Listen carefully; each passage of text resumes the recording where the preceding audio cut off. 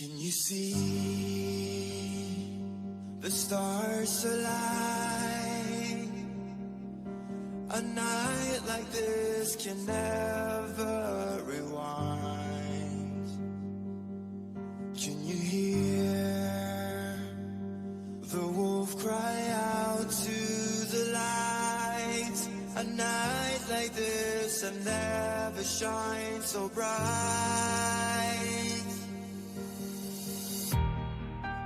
So take a couple steps back as you hear me start to hum.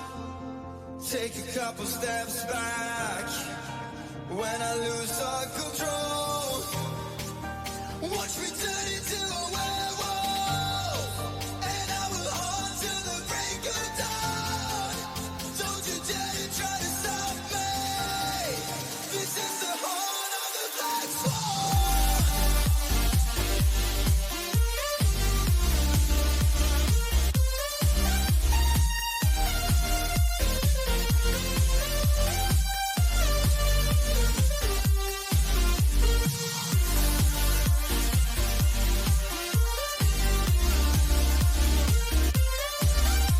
Hoes, don't fucking judge me. Good morning. Hi. We're good. Yes, I'm excited. Yes, I am.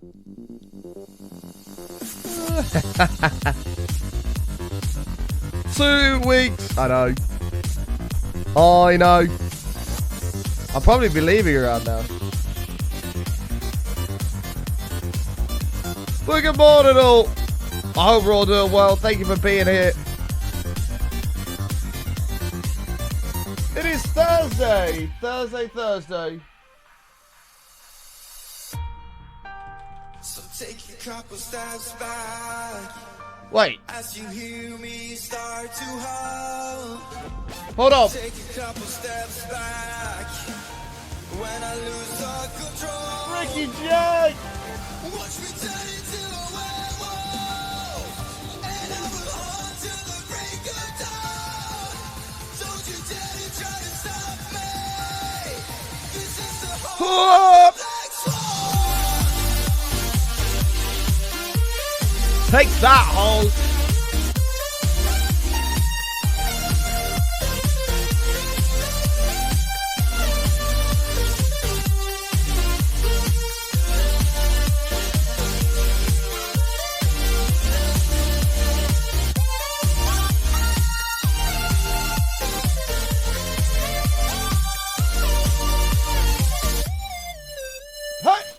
Good morning, chat. How's everybody doing? Welcome back to the show. Ricky J, thank you for the 5 years. Prime Daddy of mine, mate. Thank you so much. Don, giving imp a sub. Thank you for giving imp a sub. I appreciate it. 94 months in. Holy crap. Thank you very much. I appreciate it, guys. Thank you. What a way to start the day. Right. Yes, very excited. Imp 2 weeks now will be at Insomnia. Very excited. I hope we're all doing well. It's good to see you all. I was going to reply to something. So I just realised, and I didn't realise that this was today, like now. Well, it's not. It's in an hour. What a stupid time to do it. I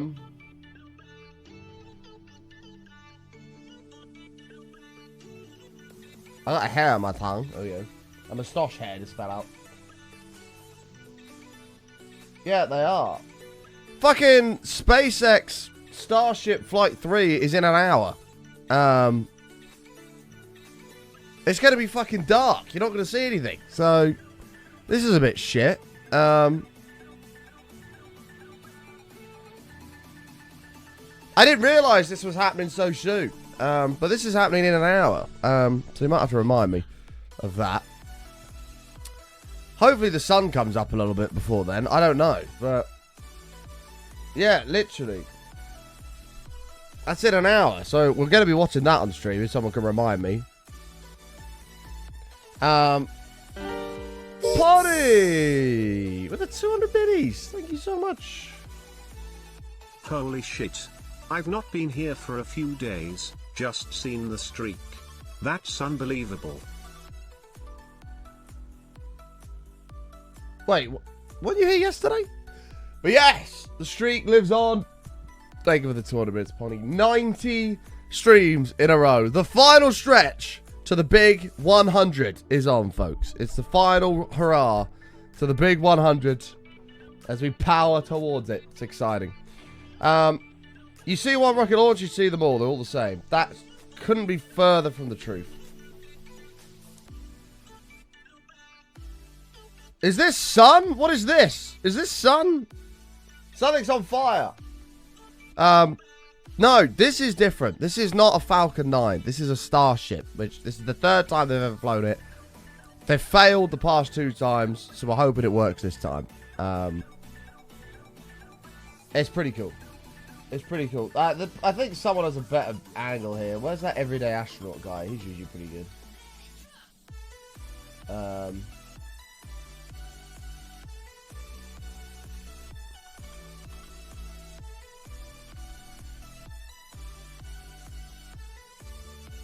Yeah, here. He'll have some good cameras. Yeah, there you go. That's better. It's a fucking massive rocket. That's what it is. The biggest rocket ever created. Where's this one of like 4 views? Look at that shit.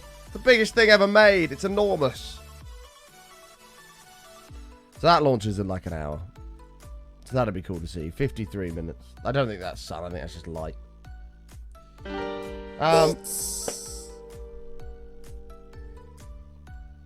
SpaceX YouTube button. Oh, they are actually button, streaming on that now. Button. Is it a 99. fake one? Button woo button bits gluebox They don't stream on gluebox so YouTube anymore. may I have a nether brick near my cluster of blocks in the subfloor, please? Yeah, it's a fake YouTube channel. MKill, thank you for the 500 bits. A nether brick, we can do that. Thank you so much. We can make sure that happens. Thank you, thank you, thank you. Cam coming in with a 200 as well. We're on a hype train this morning. It's all going off. It's all going off. Thank you very much for the support. I appreciate it, guys. Thank you, thank you, thank you. Yeah, SpaceX don't stream on their YouTube channel anymore. They stream on X. Yeah, that's not their YouTube channel. Thank you for the 200 bits, Cam. Appreciate it. 99 stream streak. I'm gutted to tell you, MKill, that I'm not going to be here tomorrow. I'm not here tomorrow. I'm hoping I'm going to be here Saturday, but I don't get your hopes up for it. Sunday will definitely be here. I'm in London on a work trip with Matt and Slow, so... actually, let me text him and make sure he actually remembers, because he's probably going to forget, because he's useless like that. Where is he? Slow. Don't forget London tomorrow. There we go. Please stream at Super Clops. MKO doesn't get the 100 stream streak. That is a typical thing a Liverpool fan would say. That's just mean. Is there any other news to talk about though? No, we are on the final stretch of the 100 stream streak. Is there any other news? I don't think so. I don't think so. Other than I'm not here tomorrow. I might be here Saturday, but it's unlikely. Most likely Sunday, and then we're on until insomnia. So that's the plan. So, without further ado, let's do some hellos. If you're out there, you're not lurking in the darkness, please say hello in the chat. I should say hello back. We're off to a belter today. We need to get MKill, a nether brick. Ricky J, if you're still here, mate, you've got to choose a block for the subfloor. And Don. Well, Don wants a dead coral, but... stop worrying about me. Because you're probably not going to show up, Slow, because I know what you like. The past 2 times you bailed. You bailed on London. You bailed on Insomnia. And I'm just preparing myself for you to call me tomorrow and be like, Button, I can't make it. I'm very excited to see you because I've missed you. I'm very excited to sit and have an old-fashioned cigar with you over a long, thorough chat about everything business. So, you better be there. Maybe I'll show up to, but you won't show up to something. Don't even try and get my hopes up, Kev, because you're not going to show up. So I don't want to hear it. Fuck, I still haven't booked a table, by the way. I just completely just remembered. Whoops. Let me make a reminder of that. I don't think we have enough diamonds, Ricky J. I'll have a look, mate. Book table. I'm a busy man, Kev. I don't have time for this sort of thing. There we go. Set a reminder for after stream. Right. Don't bother, we'll find somewhere tomorrow. No, I'll call them. I'll call them. So, let's do some hellos. Good morning to the following individuals. Kanga, how are you, mate? Good morning. Holes, Brock, good to see you. Ayla, Adam, Chrissy, good to see you. Smeedy, how are you? Noisy, good morning to you. Zakona's in the house. QFU.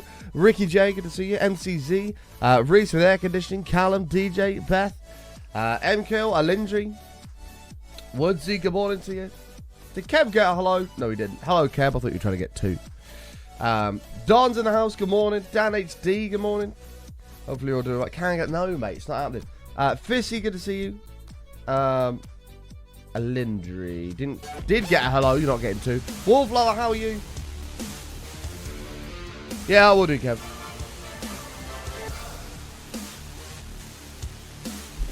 John. Alright then. So we have room for noodles. So true. So true. I nearly got it twice when we were with Matt. Matt was saying he's going to get 2 this time. For £8, you can't complain. Although I'm shocked you actually eat there, because you wouldn't eat in that restaurant that was a 4 out of 5 star health rating. That Chinese place is a 2 out of 5 star health rating, and you still eat there. So, hi Violet, how are you? Hey Bunny, hey Ronick, good to see you. But now it's too late. Now you've got to commit and just eat it anyway, so that's the plan. Because me and Matt are going there. John, thank you for the 29, mate. I appreciate it. Welcome back. Hope you're doing well, pal. You also get a block in the subboard, John, so let us know what you'd like. Let us know what you'd like. On level 2 of the train as well, Pog. Thank you, guys. Thank you, thank you, thank you, thank you. We're off to a flyer this morning. It's going to be a good day today. Do we have diamonds? We do. Ricky J, you're in luck. You're in luck, mate. So we've got Ricky J's. Don. MKL wanted another brick. Dealer's choice. Okay.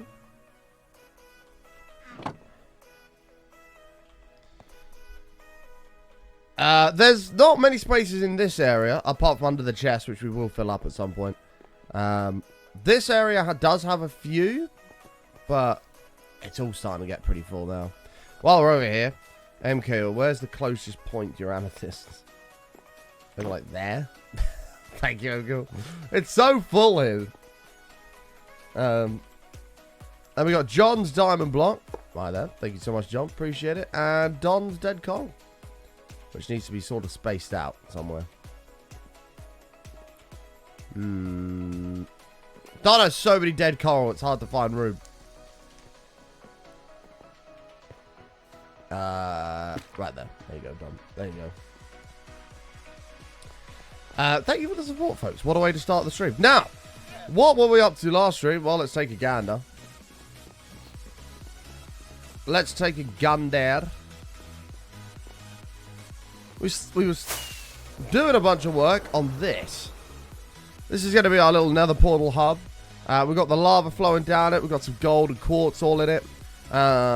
We were sort of confused about what to do with this section.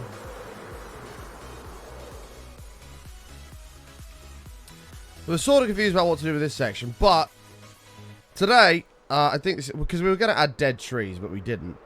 I think we're going to add the staircases in today.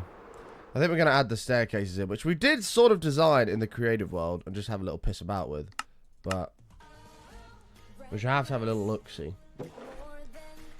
This is sort of what we came up with staircase-wise. Ignore the attempt at a hut. We're just sort of brainstorming ideas with this. Shut the fuck up. So, stair-wise, I think we were going to do nether brick stairs with the crimson. And then... I mean, there's nothing stopping us doing this all the way down it and just embedding it.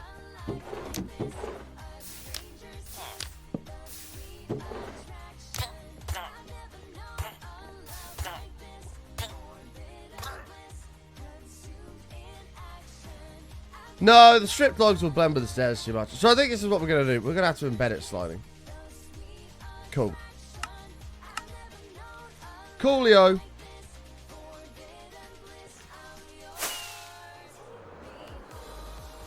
A bit harsh. Nah, it'll be alright. It'll be alright.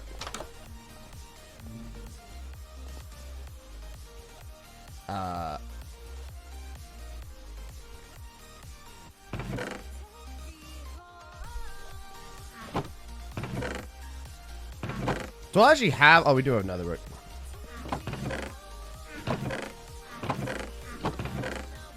Oh, what did he say? You can love it after we start. Yes! We're going to be starting that real soon. Real soon, that's coming. I'm looking forward to it. I've just got to double check that I'm not going to be just overwhelmed early game. But I think we'll be fine. I think we'll be fine. Now, we're right, he's literally dead. Well, answer this question, Ayla. How much pain do dead people feel? There you go. That's what I thought. That's what I thought, see? 0. None. None. So, yeah, he's fine. Right. 1, 2, 3. Well, this is obviously 14 across. So we'll go 1. No, it's not. It's bigger than that. 16 across. 1, 2, 3, 4, 5, 6, 7, 8. This is the middle. I don't know why I didn't just go from the gas mouth. It would have made much more sense.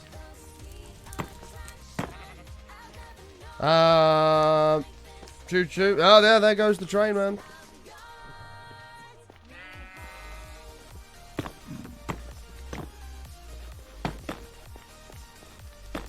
So that would be the 8.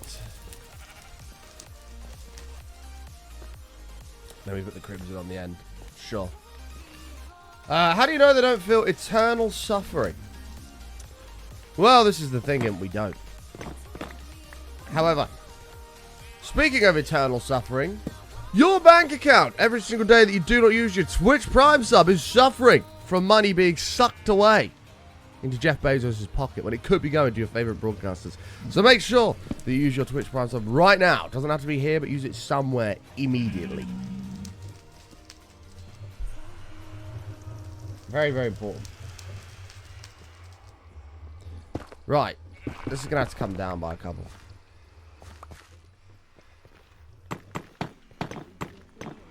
Because I'm here to remind people of the Prime. Mine was available and had been for the past, like, 6 days. What a terrible waste. Can you believe that?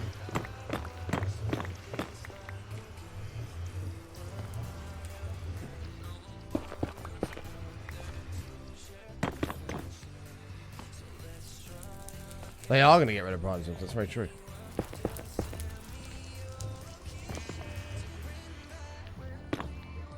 One, 2, 3, 4, 5, 6. 1, 2, 3, 4, 5, 6. Okay. Cool. Yeah, the day Prime subs go will be sad. I mean, they're taking a massive pay cut in I think it's April or June. I think it's June. They're taking a massive pay cut then anyway, where they're not going to pay out anywhere near as much as they do at the moment, which is very sad. At the moment, they're equivalent to a tier 1 sub, but they're changing it so it's like way less. Which in my opinion is really bad, but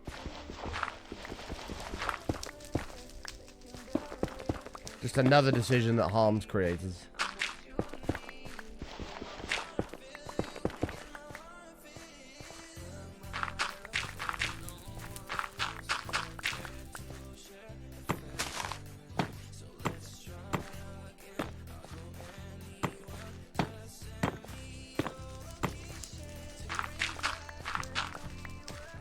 Okay.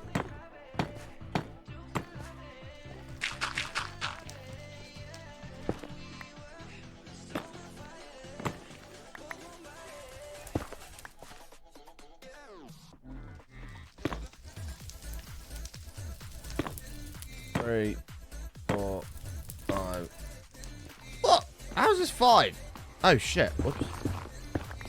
They've already cut the streamer share standard to 50-50 even for partners, so if you're going to maintain 2 subs, 1 to Matt, 1 to Button, you want to make sure that the Prime one goes here and the pay one to Matt. Wow! Mean.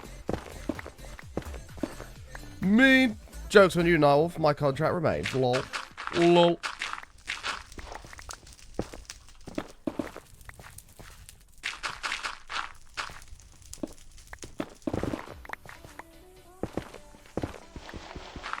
The channel is already struggling, Nightwolf. Why are you trying to inflict more pain on it? Alright, let's grab this. Let's do this.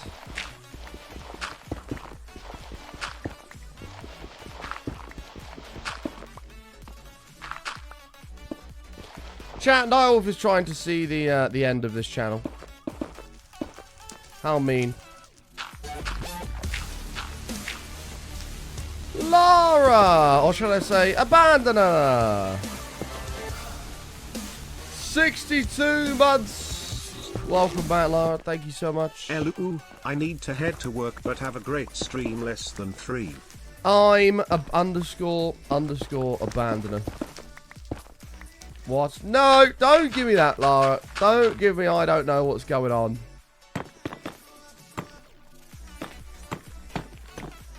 Lara sent me a text. She's like, hey, Button, can you do me a favour? Keep Friday free at Insomnia because we'll go for a meal or something. Okay, Lara, will do. Cancel and say no to all plans people have offered me on the Friday. Then a month later, she goes, oh, by the way, we're not actually coming on Friday.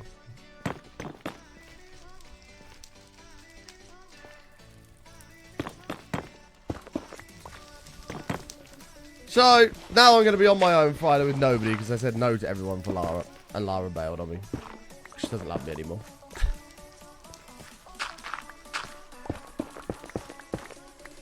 Ironically, you make a fuss when someone counts on you. How does it feel being on the other side?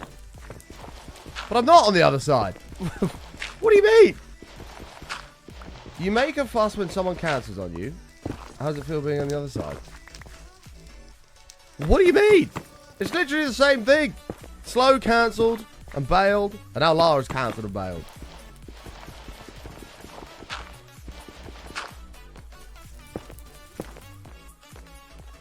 It's a major feels bad, man. Reading is a skill. Wait. Ironic. You make a fuss when someone cancels on you. Right? Which Slow has done. And Lara has done. How does it feel being on the other side for once? Who have I cancelled on? Who have I cancelled on? It means you always want to have to cancel. I never do that. Apart from Lara's birthday last year. But that's different. Because I had a legitimate reason. Like, Lara's reason is I just can't be bothered. That's literally Lara's reason.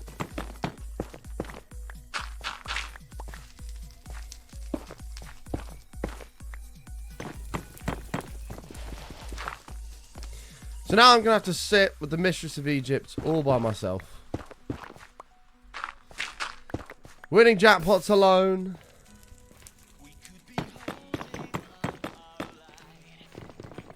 Got £80 that lasts you the month. I'll just wind you up, Lara. I understand. I understand. It's okay. I'm just winding you up. I will hopefully see you at TwitchCon EU instead, but that is looking bleak at the moment. Clearly you have no other friends that are going. If we're already going for a meal on Saturday, do you want to go for one on Friday as well? We'll go for a Nando's or something. But if I remember correctly, you're busy on the Friday, so I don't want to hear it. Is the missus going with me? No. No worries, Lara. Take care. You know I love you. Have a good rest of your day. We'll see you whenever we see you. Hopefully sooner rather than later.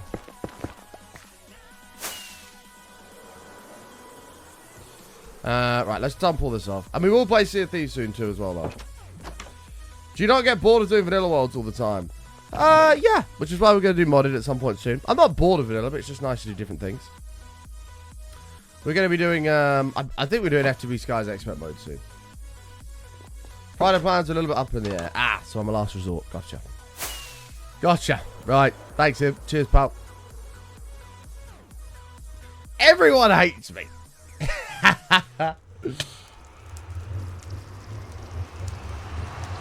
Well, Im, if you do need anything to do Friday, mate, just give us a bell. We'll come up with something.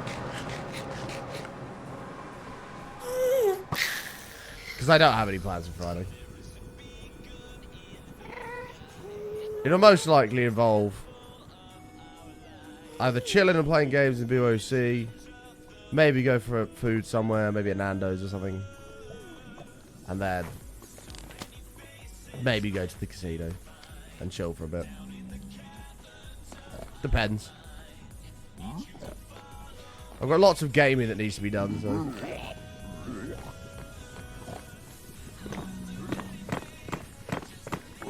Second resort.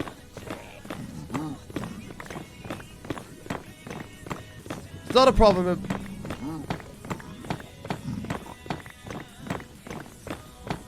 You remember all the Carnage modded worlds with Matt? They were good times. I think we're doing FTB Sky's Expert with Matt, I believe. I'm fairly certain that's the plan.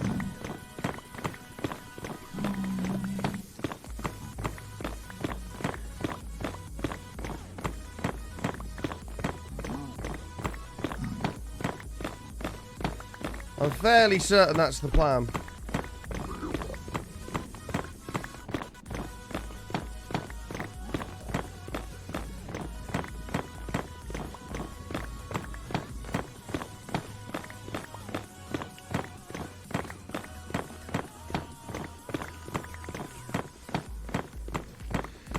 Are you thinking about a sky block for the marathon if you get to the 100 streak? We might be playing that during that. Yeah, we'll see. We'll see. We've got to get to the 100 streak first for the marathon. But you never know. We may get there. Hopefully we do. Be cool. That's a wither skeleton.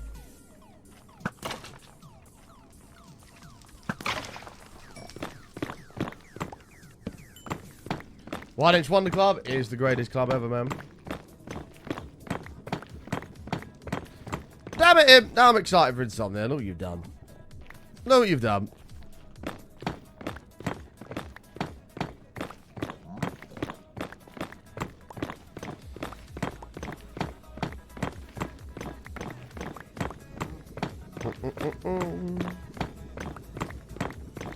I guarantee that he wasn't the only wither skeleton around here.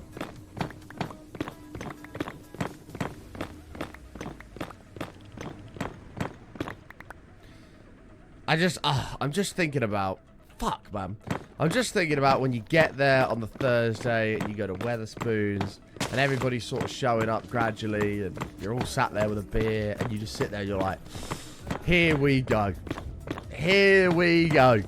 Ah, it's such a good feeling, man. It's such a good feeling. The here we go feeling.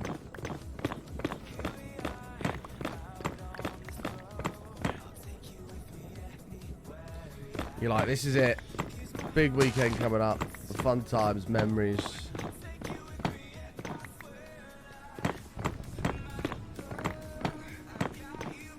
The here we go feeling.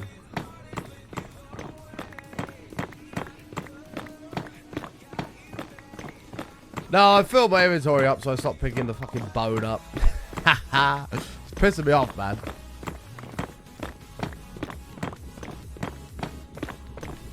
What time are you thinking of getting there, by the way, Imp? I know you've got kiddos and stuff to sort, but what sort of time were you thinking? Have you thought that far ahead yet?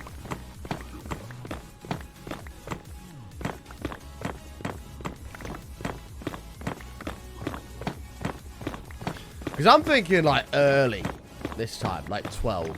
Usually I get there around 2, 3 o'clock. I'm thinking like midday. Midday, sit down, load of beers.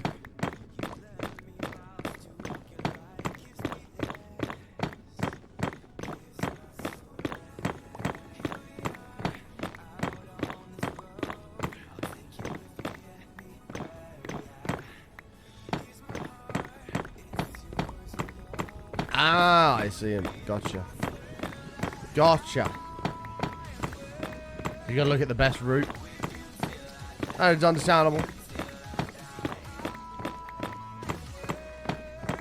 If you're coming from my end, it'll be get on the A14 and just follow it all the way up.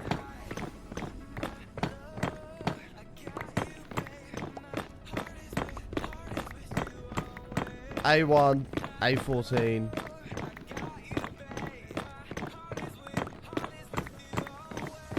Would be my guess.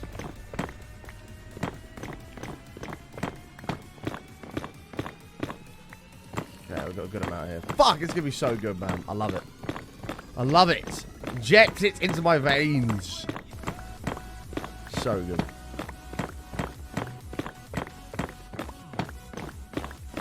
The biggest issue with Insomnia, though, is it just goes too quick. Like, you sit there and it's like, we're here Thursday, brilliant. You blink and you're like, fuck, it's Saturday, only one more day. And then on the Sunday, you're like, oh, we go home tomorrow. Like, you wish it was like a week. If it was a week, it'd be just amazing.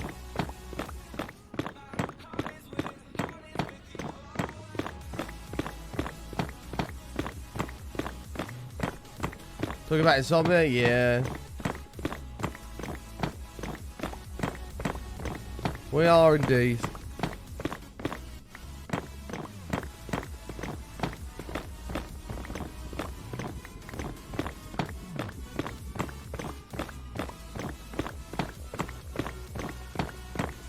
Make it around to the M1.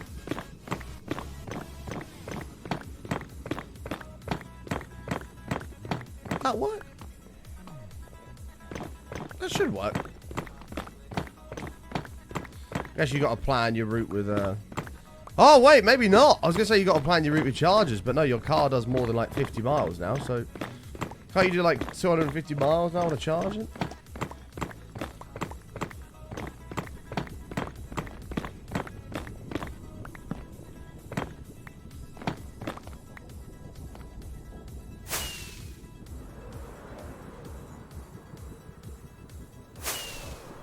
Oh shit, I got a coffee here. I completely forgot about this.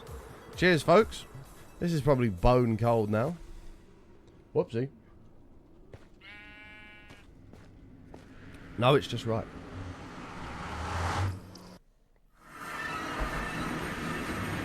Oh god, my sky's broken.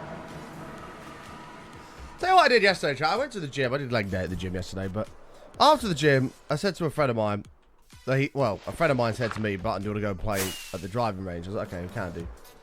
I drove to the driving range.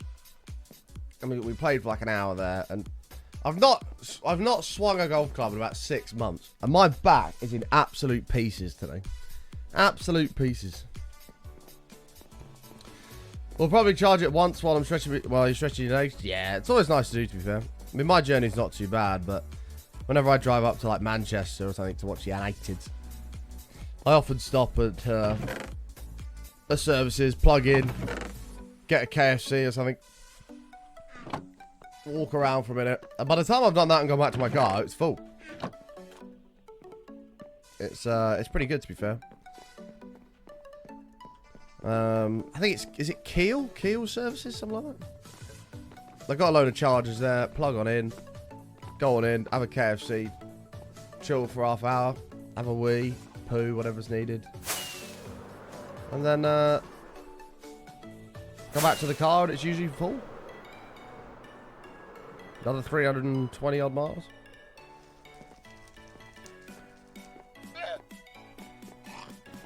That's why 6 months. It's how you did regularly. It was during the summer. I haven't really played during the winter. Well, we've had some like nasty well, all over the UK there's been horrible floods, to be fair, and it's basically wrecked the whole course for the past 3 months. So the whole thing's been shut, so you've not even been able to play. But prior to that, I didn't have a lot of time over Christmas period. Probably October time I played. Yeah, maybe I did 9 holes in November as well, but that was sort of it, and then everything sort of shut, so I've not really been able to play.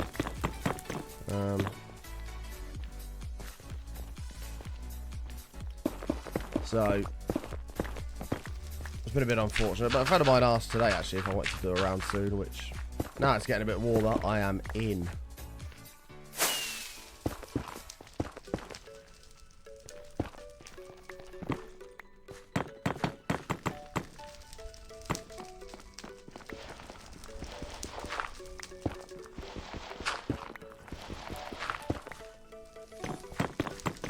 Is it Keel Services? Yeah.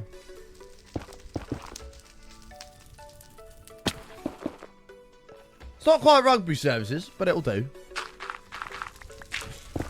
Anyone that's watched this channel for a while knows I'm a big fan of rugby services.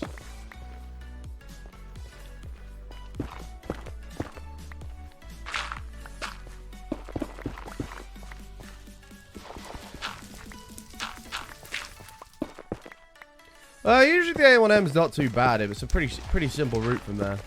Then you just go A1M, M6, M42, and then you're there. Very straightforward.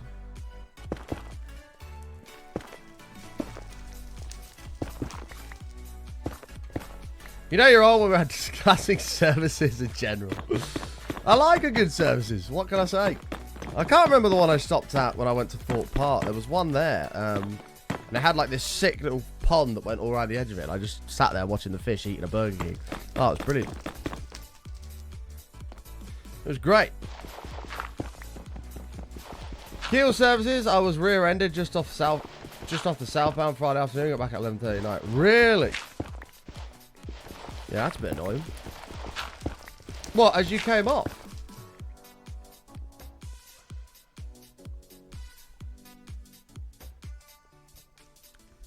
T-Bay services? They said this is such a fucking boomer conversation. I don't know if I know T-Bay services. Let's have a look. T-Bay? Oh, what the fuck? That's sick. Where's that? I want to go. There's one that's got a bunch of like, I don't know what it's, Imp will know what it's called. It's like a petrol station type thing, but it's all just electric chargers and it's massive. And the whole thing is just a massive solar panel. And then you've got like boom, boom, boom. There's like 30 chargers all lined up like a fucking F1 circuit. That looks a really cool service I'd like to go to.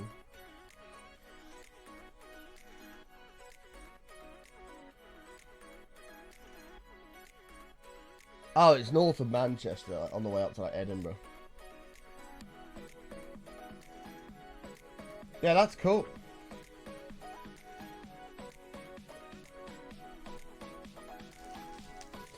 Best services on the M6.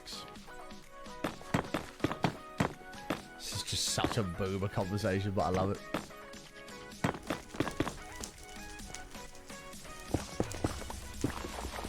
This is my life now. Since turning 24, now 25, I love these sorts of discussions. Gets me real excited. Can't beat a good services. Oh, God.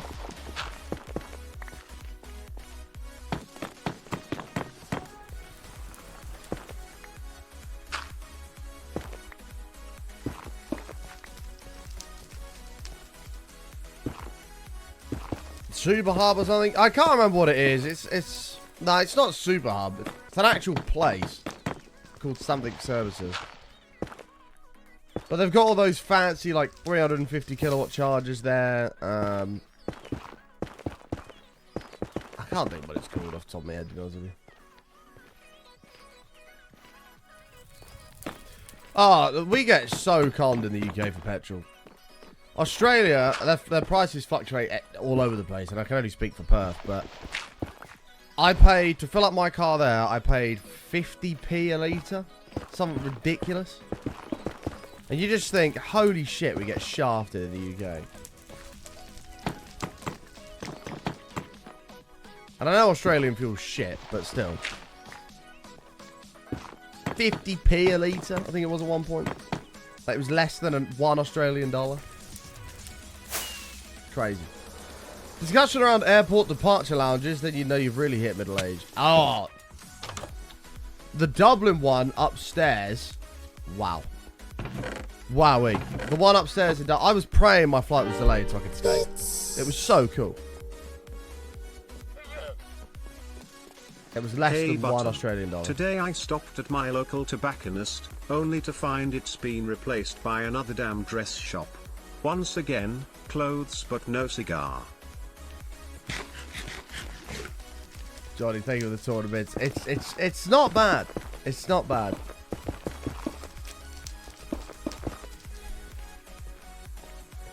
What would be an adequate? God, I can't wait to have a cigar tomorrow, man. It's gonna be brilliant. Yeah, I think I'm with noisy on this. I think we're in the 6s. I think we're in the 6s here, Johnny. I'm going to go over 6.5. Yeah.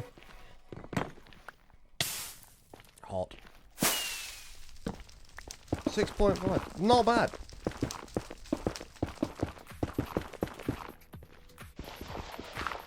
I can't remember what the cigars were that we bought in fucking Dublin. They were horrific. They were so harsh on your throat. And I don't mind that usually, but these were... Holy fuck. These are nuts.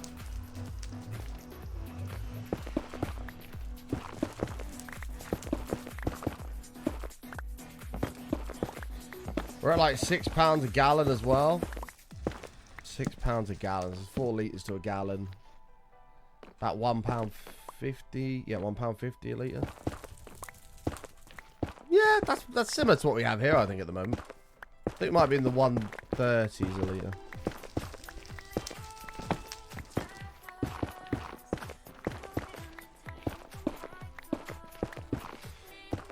But it was bad in lockdown. Diesel went over £2 a litre, or £8 a gallon went over for diesel. I think it was like £2.10 or something ridiculous. Which is an absolute disgrace, by the way. Like, that shit should be illegal.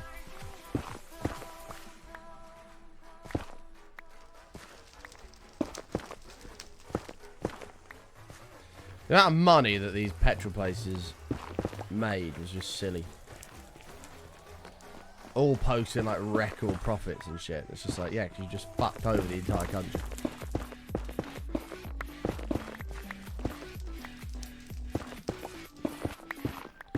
Oh no, it wasn't during lockdown, it was during the shortages we had. When there was all the shortage stuff.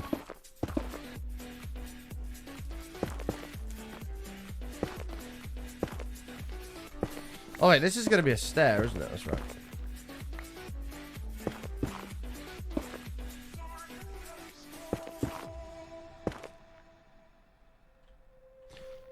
Wait.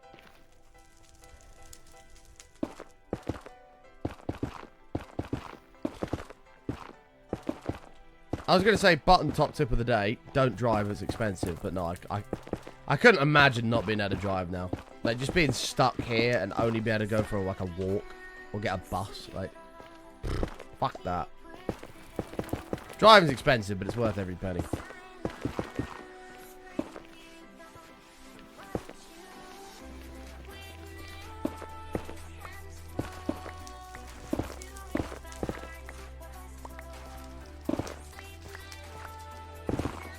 Yesterday I went to a petrol station to get fuel, paid $1.89 a litre. It was stupid. Diesel was $2.10.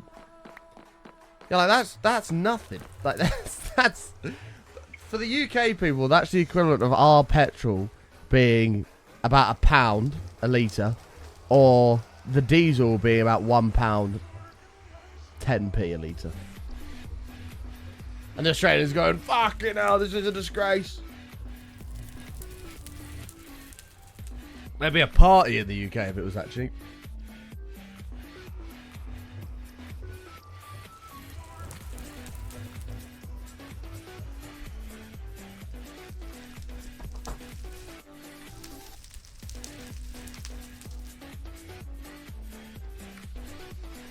I hope you're doing well though, Johnny. It's good to see you, mate. Right, we need some crimson wood.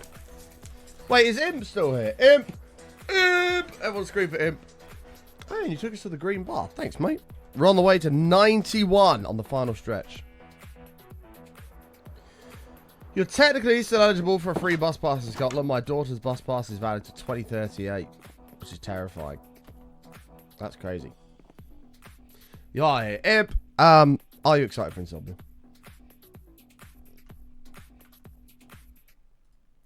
Are you excited? On a scale of 1 to 10.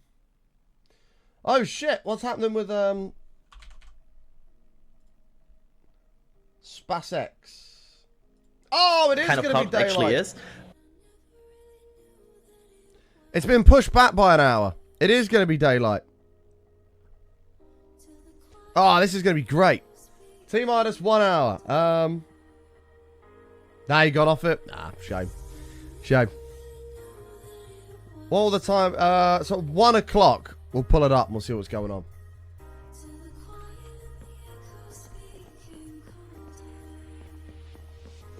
Starship Flight 3, man.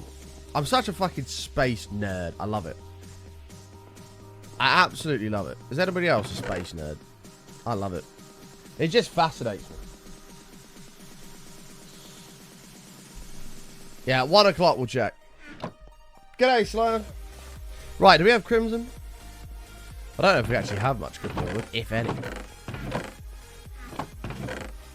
No, we've got 41.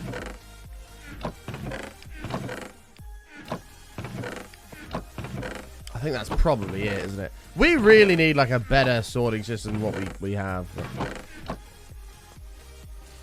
Are you hooked into it? Ah, it's so exciting, man. I think it's brilliant. I know it's not for everybody, but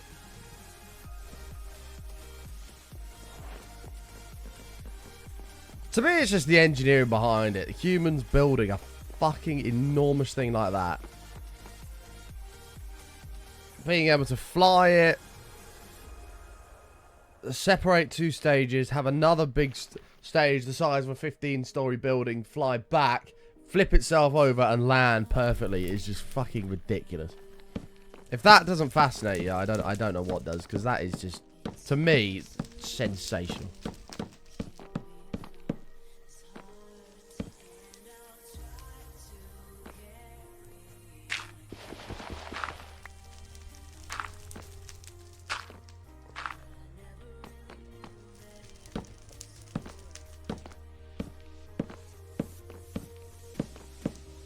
Whoops.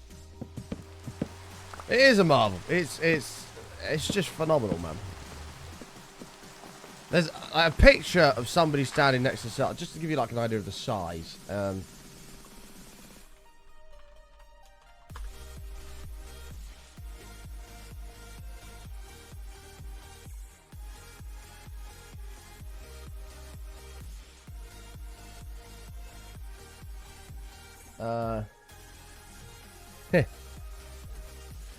Gives you an idea of the size right there. That speck is a full-grown person. It's insane. That is a full-grown person, that speck. And they've made a rocket like that. It's just ridiculous. That's against... What is that? Oh, that's Star Harbor. That's not even the ship.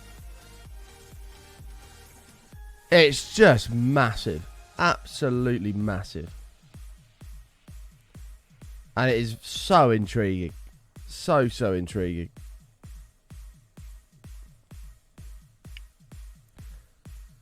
Like that. It's just crazy.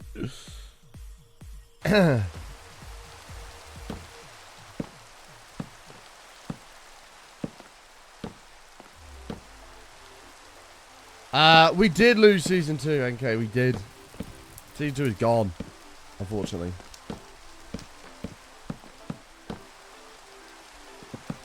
Oh, what?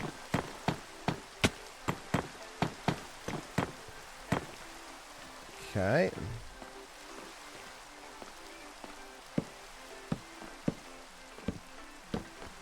Yeah, we'll check at 1 o'clock. What has SpaceX's Twitter been saying? Let's have a look. Twitter. SpaceX. Have they tweeted anything?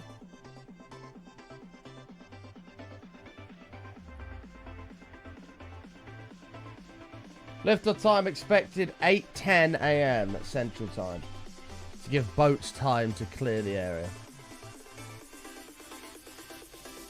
Nutty. Mostly about boats, yeah. That's a good sign though. It's nothing to do with them.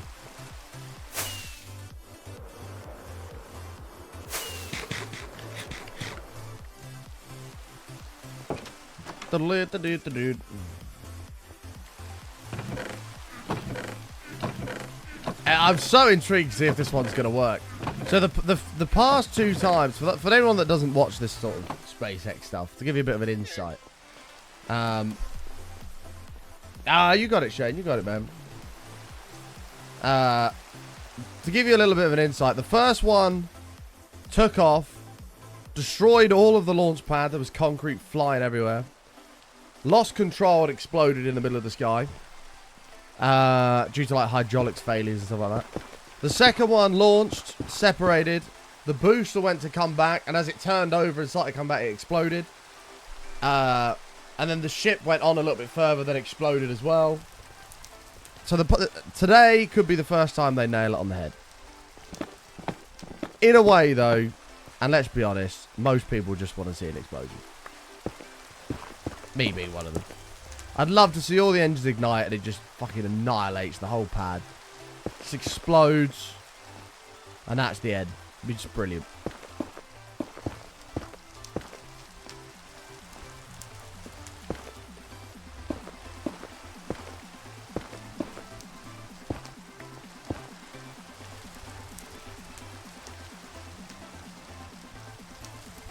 I think I saw a fact recently, if you shrunk the Milky Way down to the size of America, our sun would be the size of a white blood cell. That doesn't surprise me, actually.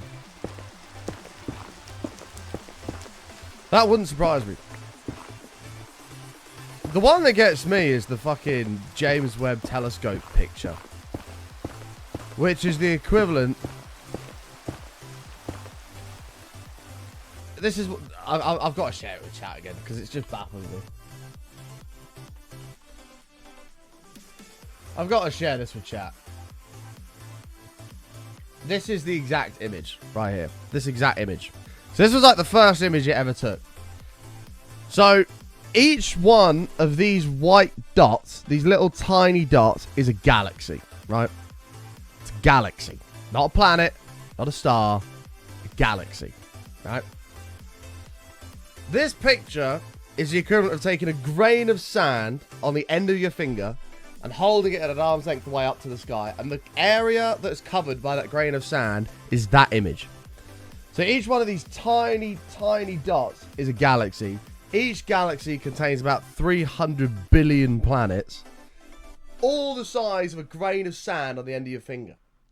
Now multiply that across the entire sky that goes all the way around the Earth. Fuck knows how many galaxies that is. Billions and billions.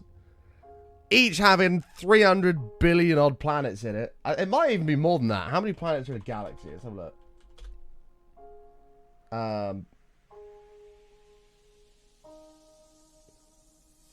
Oh shit.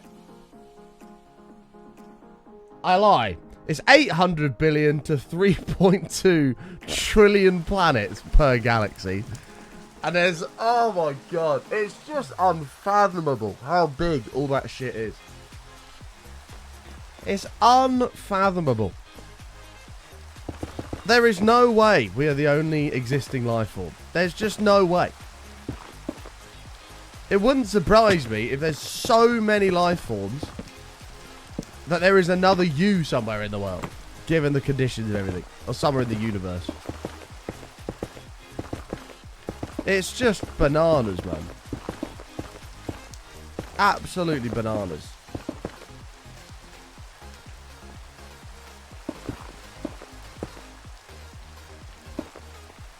Why couldn't we be alone? Because in my brain... Let me pull that image up again. In my brain,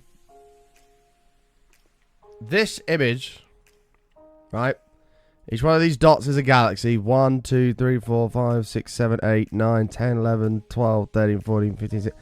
Each one of those contains 800 to 3 trillion planets. 800 billion to 3 trillion planets each. 1, 2, 3, 4, 5, 6, 7. And that is the size of a speck of sand on the end of your finger held at an arm's length up to the sky. Is that area.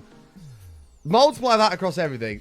There's just far, far too many planets and galaxies. Just an unfathomable amount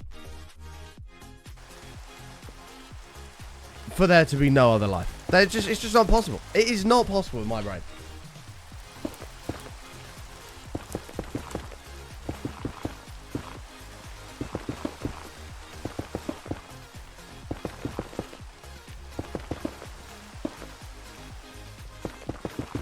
It's almost a certainty. Like you can't even fathom the number.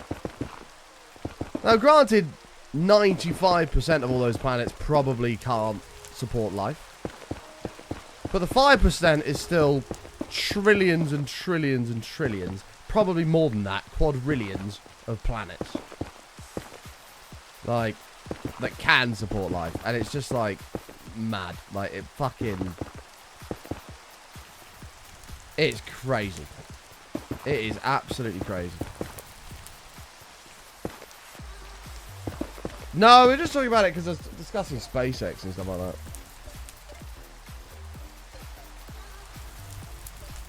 That grain of sand in the sky could be even smaller as you don't know the size of the universe. True. And that's only what you can see, right? There may even be more beyond that we can't see. Like, it's just bananas, man. Absolutely bananas.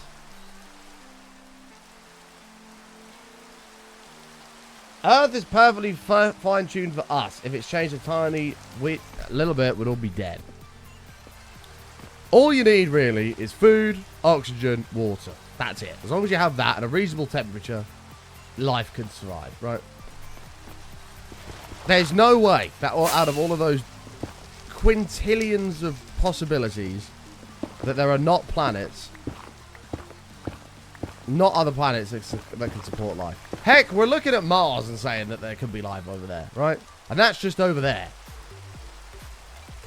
There's just no way. There's no way.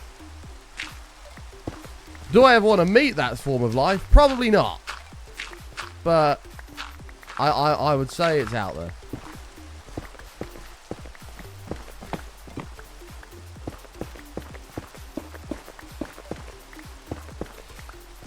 If you want to go further down the rabbit hole, you can watch the documentary Bob Lazar, something about flying saucers or some shit.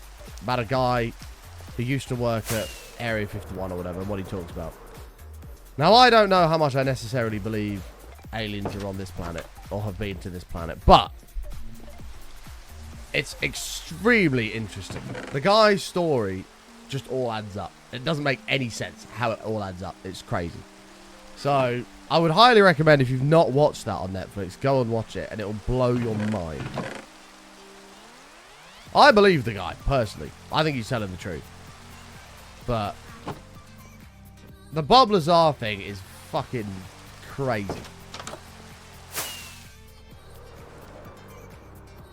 It's absolutely crazy. Yeah, other life forms that don't need the human stuff to survive, true. It's just, but the rabbit hole is enormous that you can go down with the realm of possibilities. It's absolutely enormous. Both scary and exciting.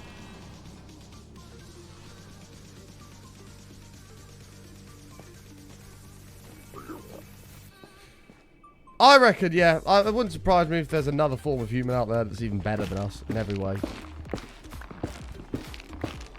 You know, realistically, it only has to be around for a couple extra billion years, and how they will have evolved, like, you never know. Maybe they have superhuman strength, superhuman intelligence, who knows.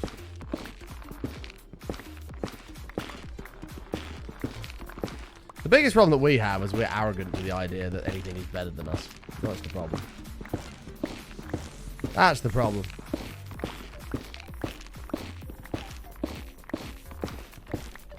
But I imagine we're incredibly thick as a species compared to some life forms out there.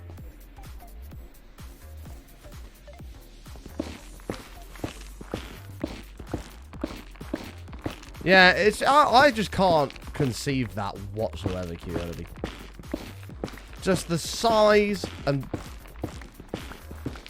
I wouldn't even want to guess the number of planets that you could like actually see if you had to calculate it and you could see it. I wouldn't even want to guess the amount of planets. It'll be in the tillions, whether it's quintillions, sextillions, septillions, might even be more than that. It's just stupid. Absolutely stupid. Uh-oh.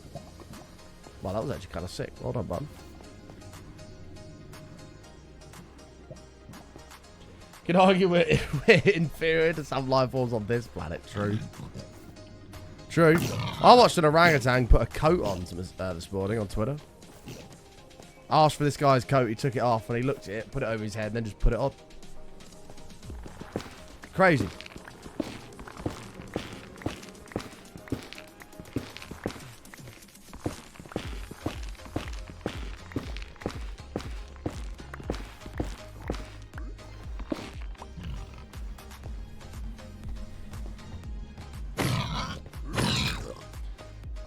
I just the world of space and everything just really is fascinating. As I say, I don't think you can truly comprehend the size of it.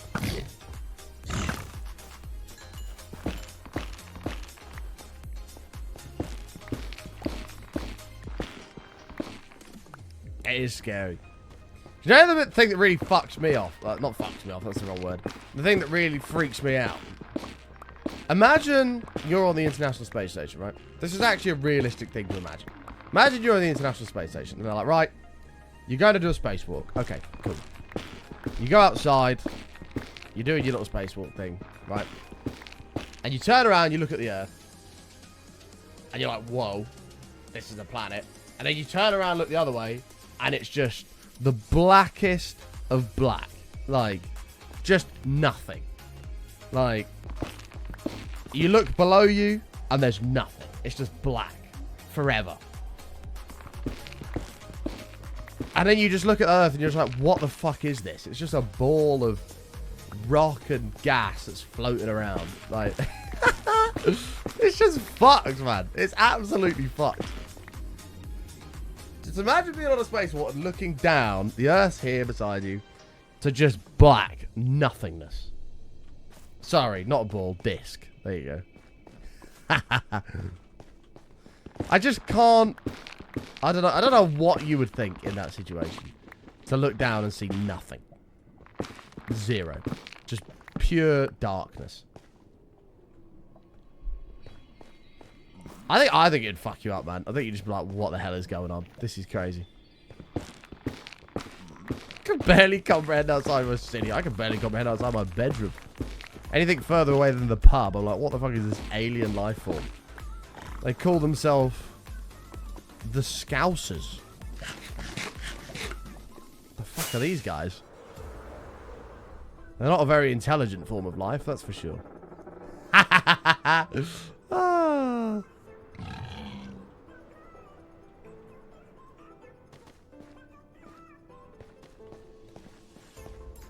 Here's a question button. How do you know you're looking down? You're in space. Only gravity determines what is down. Earth is space. There is no down. Well, true.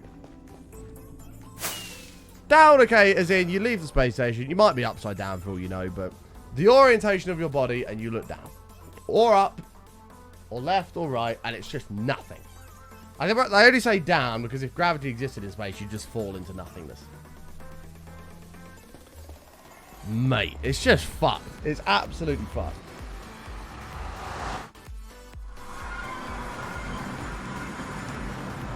The one that I find quite cool is that Chris, what's his name? Chris something. Chris, he's an astronaut, or used to be. I can't think of his last name off the top of my head. Chris something, anyway. But he told a story on a TED Talk of how he did a spacewalk once. And he got some of like the fluid that stops the visor steaming up in his eye. And his eyes just like slammed shut. And he couldn't open them. He didn't know what was going on. So he was like, the only thing connecting him to humans was him holding on to this. Whilst he's floating around in space and he can't see. Can't open his eyes. The only thing connecting him to humans is his hand that's holding on to the space station. And that's it. You're just like, what the fuck? Oh.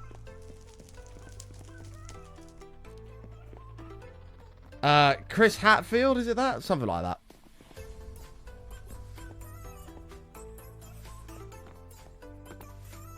As you let go. Well, obviously you're attached by like a cord, but if you let go, that'd just be, I don't know what you'd think. Don't know.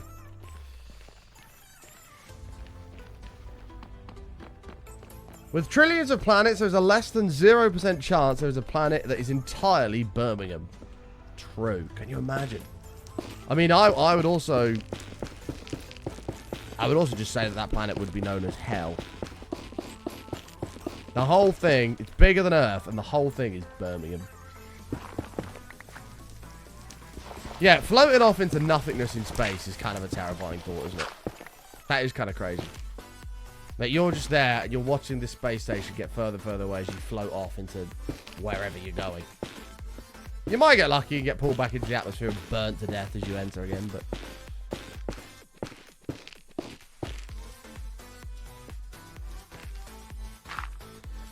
What's wrong with Birmingham?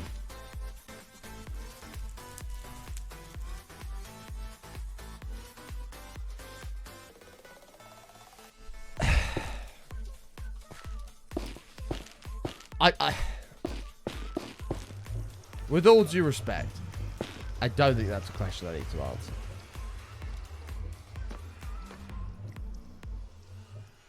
You're from Australia, you know nothing. This could be a 24-hour stream. I'm not going to go into the details about Birmingham. But imagine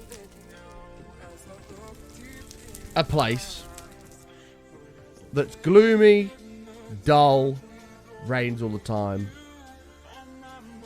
loads of crime, run down.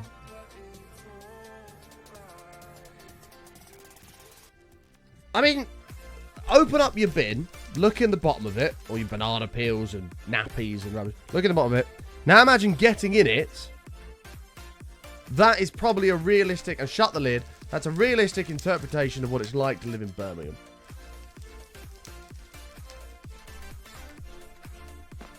And then maybe stab yourself every couple of minutes. Something like that. That is Birmingham in a nutshell.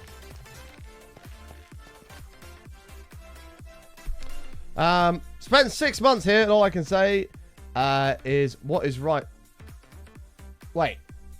Spent 6 months here, and all I can say is what is right with it. What, as in, what is right about Birmingham? I mean, to be fair, that's a shorter list. What is right about Birmingham? And that concludes the list. So, yeah, I don't know. It's tricky. Right, we need the red stuff.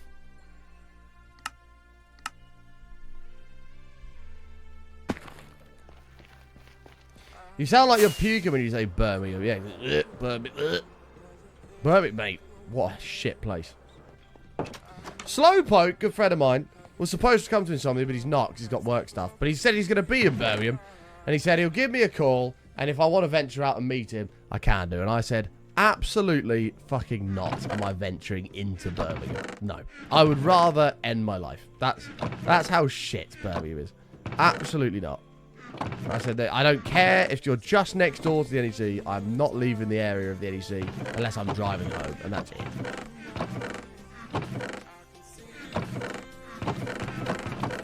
Is this all we have?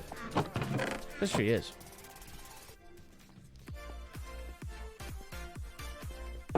Cadbury World? No, but it's not cool because it's in Birmingham.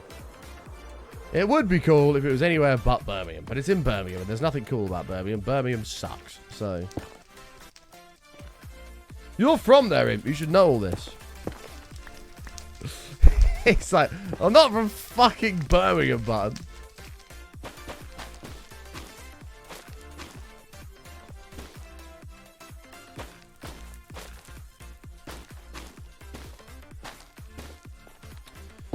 There's a few left on the floor, empty spots. Like, the NEC isn't even really in Birmingham, so you can't really count that. And even if it was, it still wouldn't be a highlight.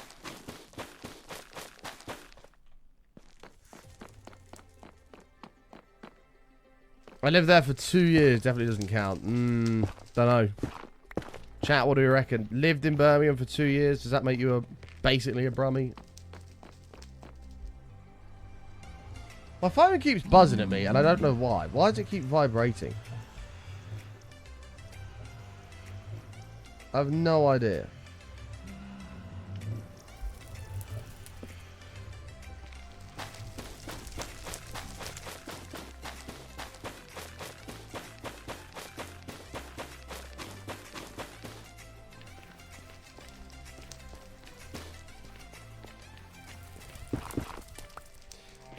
Yeah, collective, we've been keeping an eye on the time. I'm going to pull it up about 1 o'clock and we'll have a little look, see what's going on.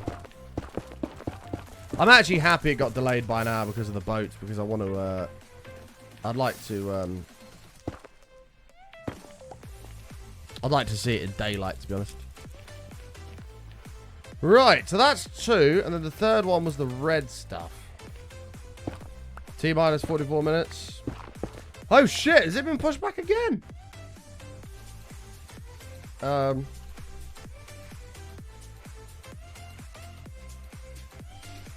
YouTube is fucking wank.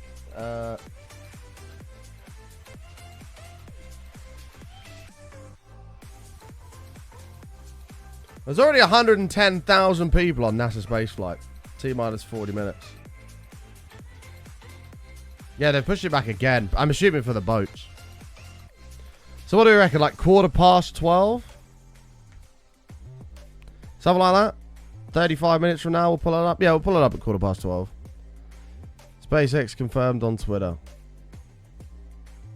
Oh, we're going? Sweet. Cool. Hopefully this mist sort of eases up a little bit as the sun comes up, gets rid of it. Oh, is it getting worse? Wait.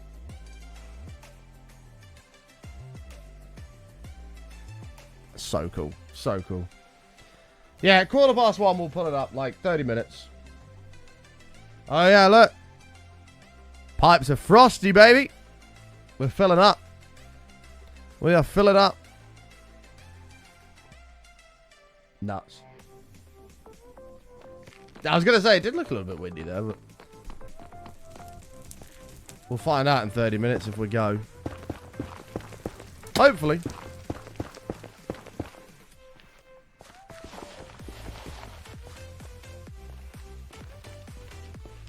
Doesn't look like Starship, looks like the Telstra Tower. No, it's definitely Starship because the Starship actually works, unlike Telstra Internet. Anyway, no, I shouldn't slag off Telstra Internet. It served me very well whilst I was there. It did serve me very well. Credit where credit's due.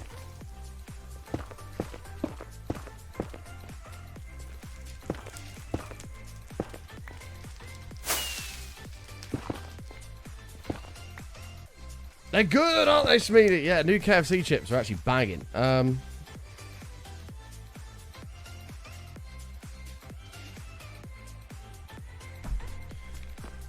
you even know where Telstra Tower is? No.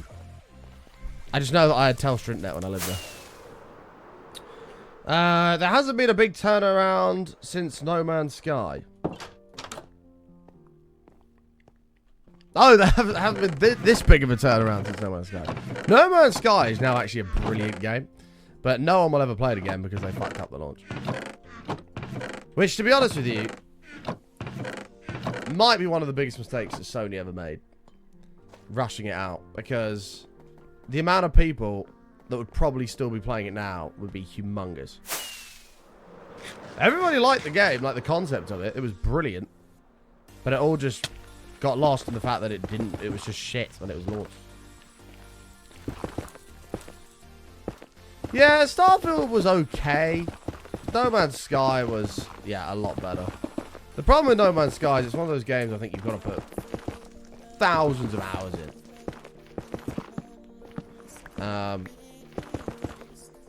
I don't have thousands of hours put in it. To be fair, Starfield is probably going to be better now it's matured, but it's the same with everything, like, you know.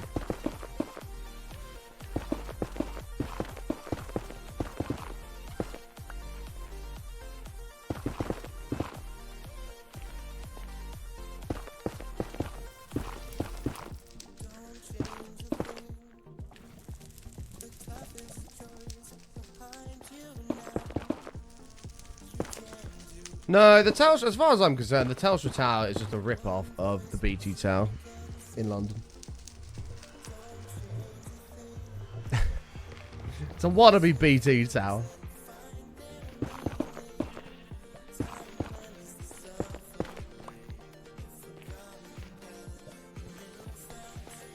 Telstra's so annoying to ring them on hold forever when they have no idea, and I should know I work there. Well, as I say, when I lived in Australia, the internet was brilliant. Like, the internet was better than I have at home. It was always up. We never dropped frames really on stream. It was pretty spot on. I can't say a bad word about it. Robbie, 2 beautiful months. Thank you so much, mate. Yes. Welcome back. Isn't it the norm to rush a release and call it early access? Yeah, unfortunately. There should be a law on that a game can't be released until it's done and it's full release. It's basically companies make a game, spend millions of dollars making a game, and they go, oh, there's a bit of hype around it. We should probably take some profits while we can. Hey, welcome to early access, you know. stupid. And I'm glad Rockstar have said we're not doing that. When GTA comes out, it is. Like, that is the game.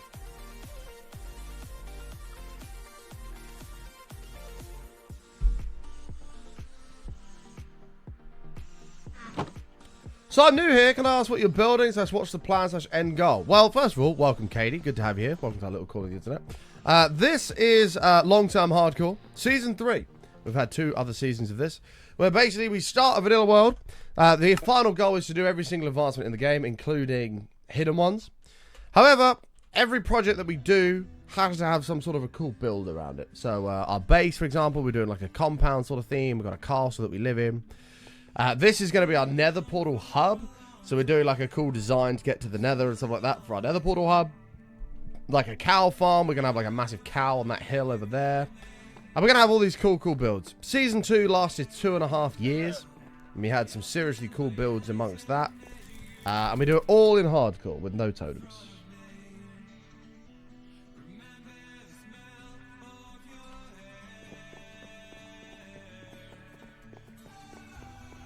Well, EA, man. EA is just the biggest scam ever, really. FIFA is just the same game with updated graphics and just move some players around. And then they just charge the same amount of money and people spend stupid amounts on FIFA packs. It's just crazy. Crazy. Fair play, their business model is phenomenal, but the amount of money that they take in for FIFA or EAFC, whatever you want to call it, is just crazy, man. I don't know a lot about Madden. I've never played it, but...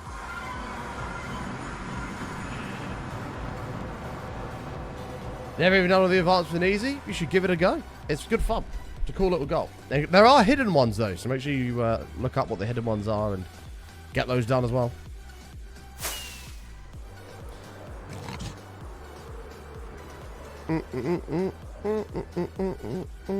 Oh, make it! We're good.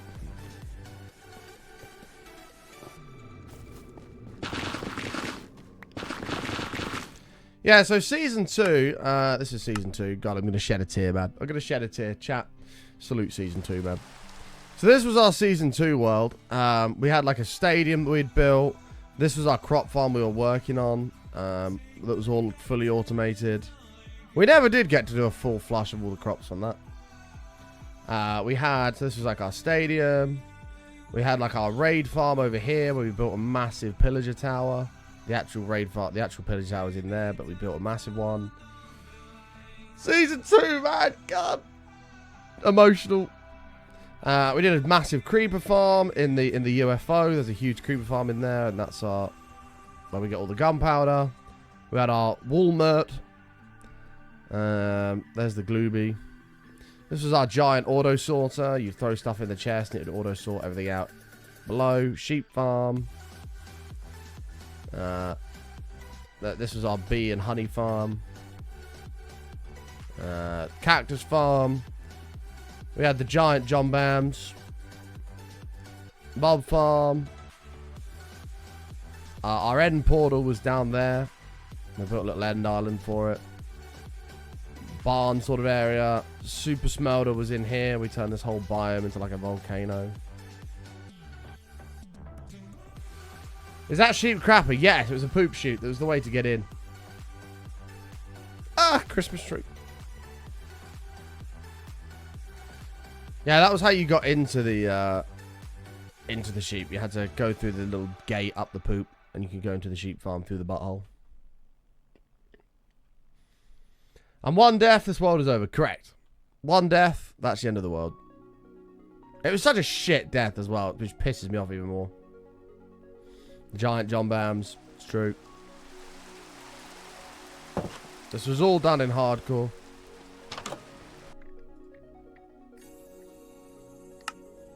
And now we're on Season 3. How did I die? I died, so we play a game here, it's called Egg Roulette, where we throw an egg into the sky. When it comes down, if it spawns and lands a baby chicken, we gift X amount of subs. Somebody asked me, we were doing one of the advancements where you have to trade with a villager at the top of the world. And somebody asked me to do an egg roulette while I was up there, so I did. The egg missed the platform. Oh, another right. The egg missed the platform, and I chased it down. And then, like, as I pitched up, my leech just failed, and I just splattered into the ground and died.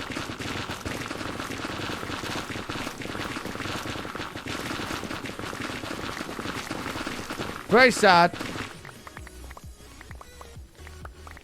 I've not dropped any frames, so that's on your end, man.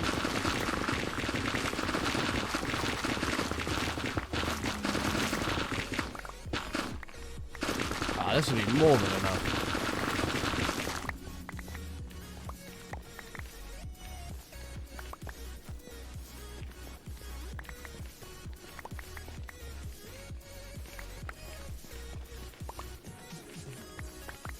But because we're such warriors and we're like the greatest Minecraft players when it comes to hardcore ever, we always said that when we lost the world, it would be to something stupid. And it was.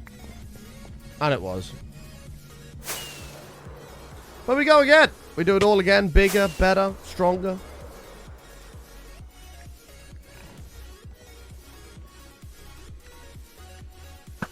Off.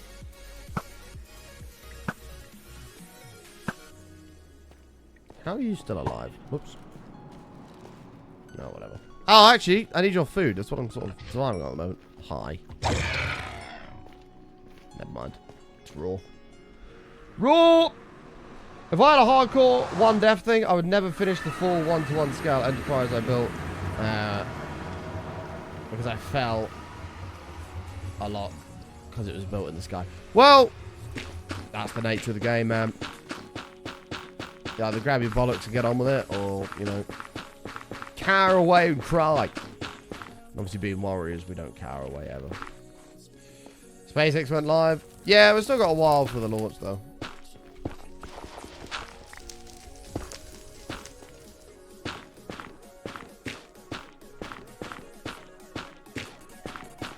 I'm assuming they're live on X and aren't doing it on YouTube. I wish they would do it on YouTube. It makes so much more sense for them to do it, though. I know they're trying to push X and the growth of it, but...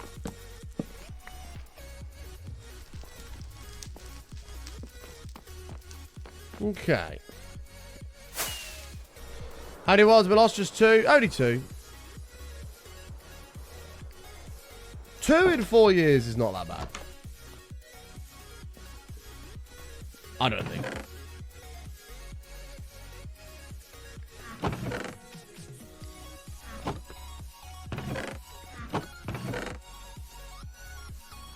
Had their right mind would call Twitter X.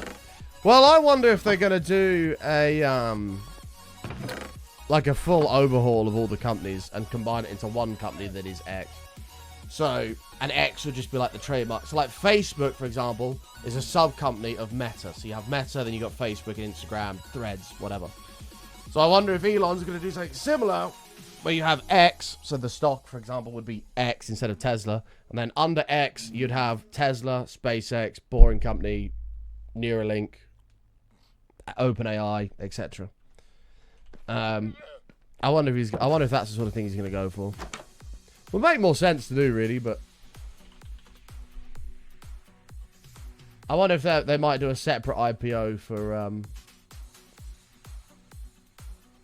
I wonder if they might do a separate IPO for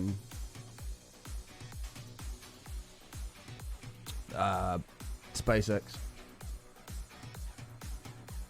Which would go nuts, by the way, if they did that. Well, here it is, the official stream. T-minus 29 minutes. Yeah, quarter past is about we right. like to call the 4 Rs, and we'll talk more about those later in the webcast. Actually, the quality's not horrific. Before we dive into the details of today's test, let's recap the achievements of She's our filling up, last boys. integrated flight test, Flight 2. All 33 Raptor engines on the Super Heavy booster started up successfully and, for the first time, completed a full duration burn during ascent. As you can see here, we saw amazing views of each Raptor engine burning during that ascent, which is something awesome because we don't get to see that with Falcon and its Merlin engines. That's just sick. Now, next, Starship executed a successful hot stage separation, powering down all what's gonna happen 3 today. of Super Heavy's Raptor engines and successfully igniting the 6 second stage Raptor engines before the vehicle separated. This was Flight 2. This is the first time this technique has been done successfully with a vehicle of this size and scale. Following separation, the Super Heavy booster successfully performed its flip maneuver and initiated the boost back burn. However, about 30 seconds into that burn, it experienced a rapid unscheduled disassembly, or what? That's SpaceX speak for an exciting end to the booster's journey. The likely cause was determined to be filter blockage where liquid oxygen is supplied to the engines. So we've upgraded hardware inside the oxygen tank to improve filtration capabilities in our boosters, including the one that's out on the pad today. Yeah, we do love a run. A rapid, unscheduled disassembly. Yep.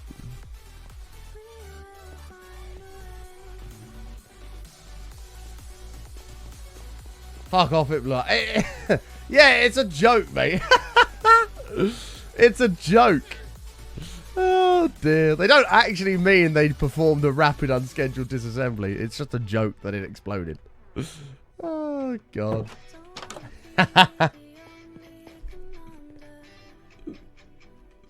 They don't genuinely mean that they rapidly disassembled it. Oh, dear. But to be fair, they do control when it explodes. Like, that didn't explode on its own. That exploded because they initiated the flight termination system to blow it up. So technically, it's a scheduled disassembly. 250,000 people already on the stream. Dope. Oh, Jamie Paul, that'll be 100 bits. Pay the file, do the time.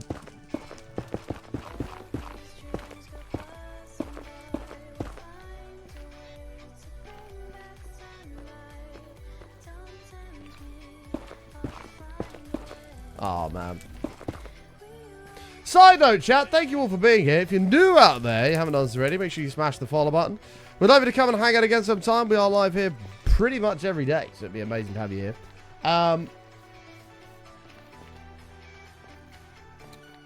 Yeah, thank you for all the support so far as well. We're almost halfway on the goal on the streak. We're going for 91 streams in a row, which is crazy. We're going for the big 100. However, that is going to require a few more bits to get us there. So if you are... Oh, no, they don't exist anymore. Fuck. So, yeah, we found out yesterday I've been lied to. I thought AdBits still existed in some parts in America. They don't. So, AdBits don't exist anymore. So now I can't be like, hey, how do we get to the goal with AdBits? Because they don't exist. So I'm kind of fuming. But thank you for all the love, chat, and hopefully we can continue to get there. I can't offer people a free alternative to get us there.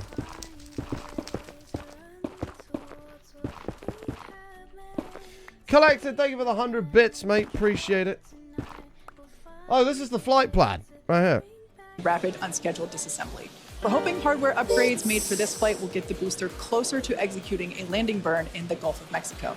In the meantime, Starship will coast for about 30 minutes at altitudes between 150 and 235 kilometers, and the ship will attempt to fire a single Raptor engine for our first ever relight of a Raptor engine in space. And from there, the ship will head toward its destination, splashdown location in the Indian Ocean. Again, they're not going off Hawaii anymore. Successful stage separation and a full ascent burn with the upper stage, it will be at an added altitude and trajectory below orbital. Holy shit. They were going to land it just off the coast of Hawaii, and now they're going off the coast of West Australia. I didn't know that. Polly, thank you for the 100 bits. I appreciate it. Jeez, imagine you're flying across the ocean to Western Australia at the moment. And in 40 minutes time, you just see a fucking spaceship come out of nowhere. That'd be so crazy. Maybe it's easy, I don't know.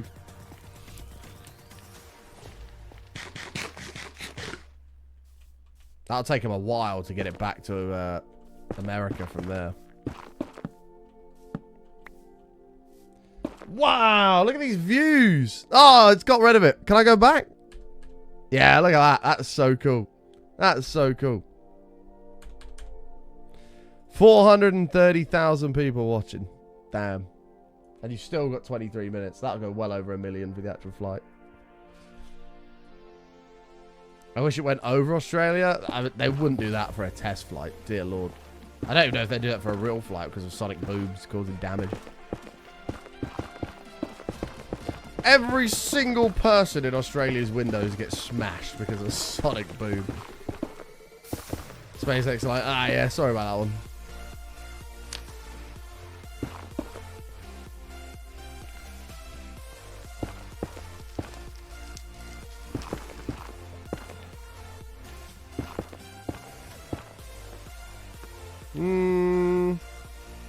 This is okay.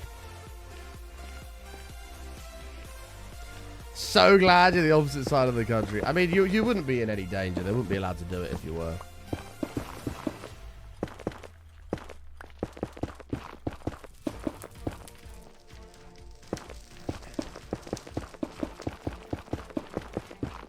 That's interesting. I wonder why they changed it from Hawaii.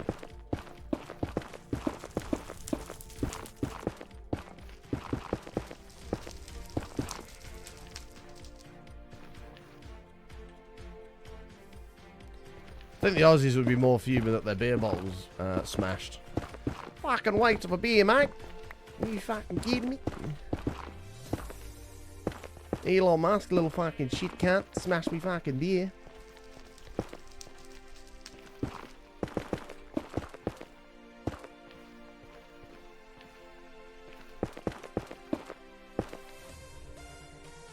Granted, the place where that's going to land is literally like 1,000 miles off the coast of Western Australia, so I don't think anybody's in any danger, even if something did go wrong. That's not what we sound like. It definitely is. You're nasally, you know.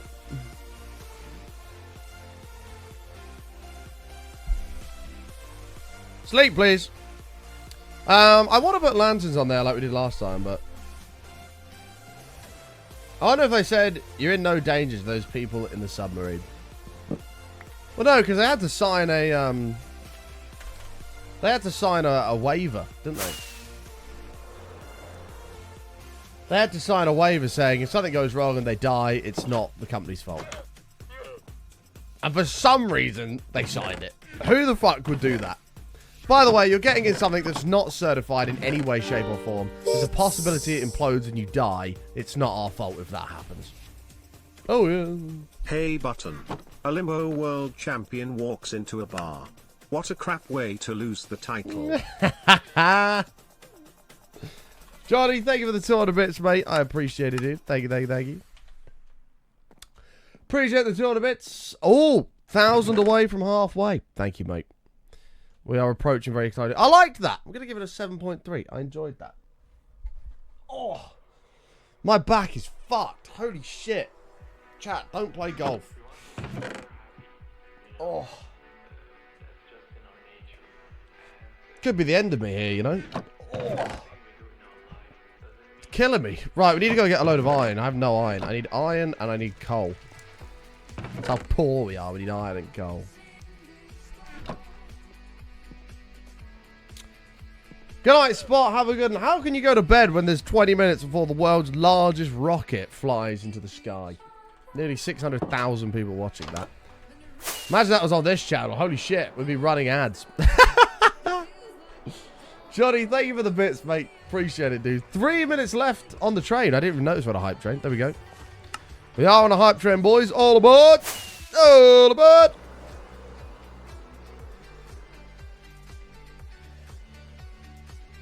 Mate, if there was 609,000 people watching this stream, you better know I'd be running 3 minutes of ads. Damn right.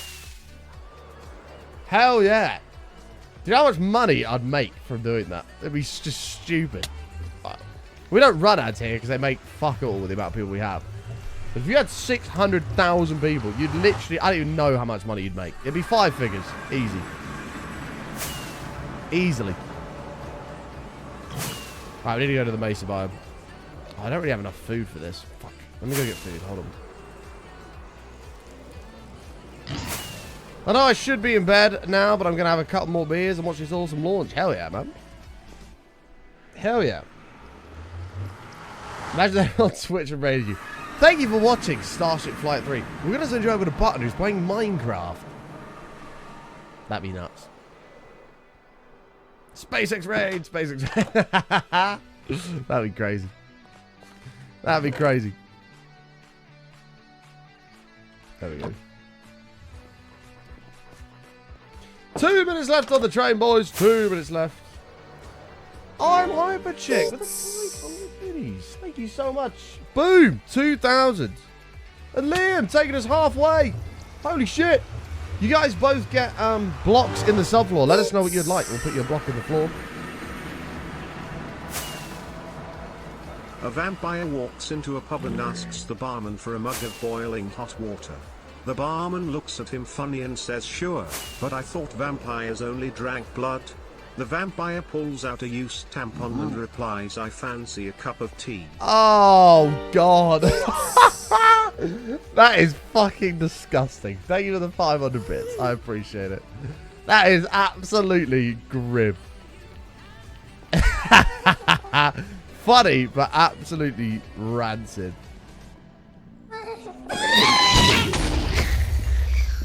Fuck, I hit the pigman. Shit. We're in a bit of trouble there. That is grim, mate. You're fucked up. You need serious help. But you do get a block in the subfloor.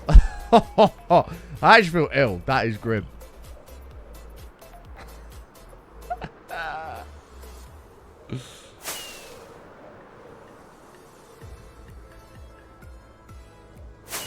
"17 minutes to go." There's 750,000 people watching this stream so far. Okay, they should be not mad at me anymore.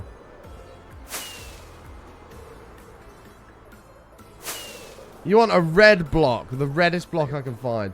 30 seconds left at 93%, boys. 30 seconds remaining.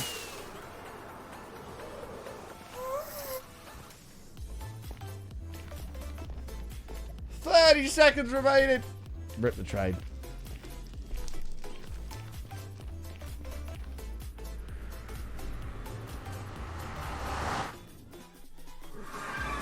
"16 minutes. I'm glad it's good weather for this, by the way. I'm very glad to see it's good weather. Miss Boyer. Oh! Saved! Holy shit! Saved! Wowee! At the last second, it said 0 on my screen, and Miss Boyer has saved that shit. Thank you for the 200 bits, Miss Boyer. I appreciate it. Level 2. Level 2. We've got a long way to go if we're ever going to beat Matt, but level 2 is one step closer. Thank you very much. I appreciate it. Oh, look at that view. Under the actual rocket. Cargo and payloads That's up sick. to space.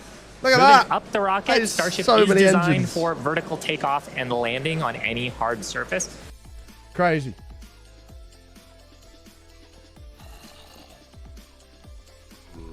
One step closer to the edge, and I'm about to break. What do you mean? That camera is fucked, yeah. I imagine it's some sort of a GoPro, and like $200 is, you know, it's not a lot of money to a company worth billions. They've got drones flying around it. This is cool. Oh, it's a Linkin Park. I don't know a lot about Linkin Park, I'm afraid. I just know somebody died a few years ago and everybody was really sad. That's all I know. Oh, this looks promising. 3 minutes on level 2. 14 minutes to launch. 800,000 people watching the live stream. Damn.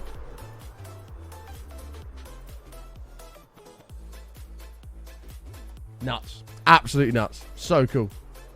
I don't know how people don't find this shit so fascinating, by the way. I know some people just aren't bothered by these things, but how people aren't just insanely intrigued by any of this, it blows my mind.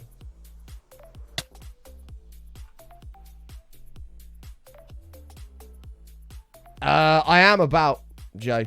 I am about. 14 minutes, 830,000 people watching. This is so sick, man. I hope something explodes. I just want to see something explode. You can see an engine failed right there. Look at that. And then loads of them failed because the oxygen couldn't get to them. And then boom. I don't know if this was STS that deployed on this. Somewhere here it exploded. Oh, they don't show it. So cool.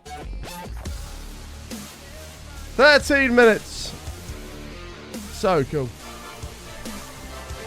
Cody, 7 months, mate. Welcome back. I appreciate it. Thank you, thank you, thank you. Button heart, button heart. Hey, thanks, Cody. Appreciate it, pal. Oh, Does it have anything cool on it? Not really. Cole will take. Miss Boyer! Saving the train with a 5 gifted. Boom! Thank you so much for gifting 5 subs. That's super kind of you. That's 5 blocks in the floor. Should you want them? Cody saved you as well, mate, for the 7 months. Thank you, Miss Boyer. That's really kind. On to level 3.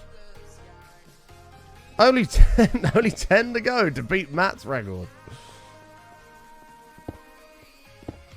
It's doable. It is doable.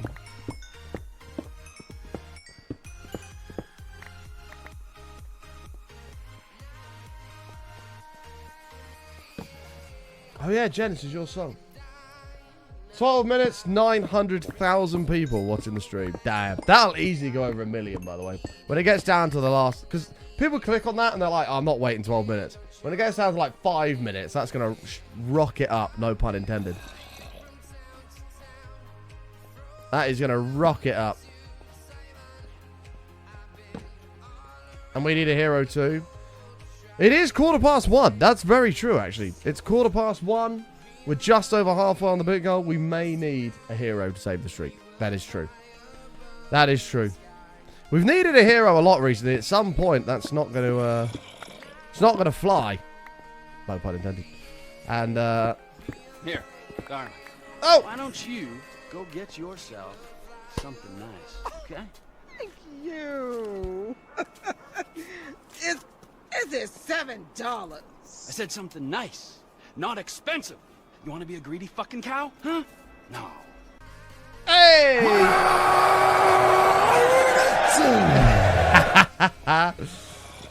Dizzy, thank you so much for the 700 biddies, mate. I appreciate it, dude. Thank you, thank you. Level 4 on the train. Damn! The train is actually edging up here. It is edging up slowly. Level 4. I think level 4 is the biggest train we've had in a while. A good few weeks.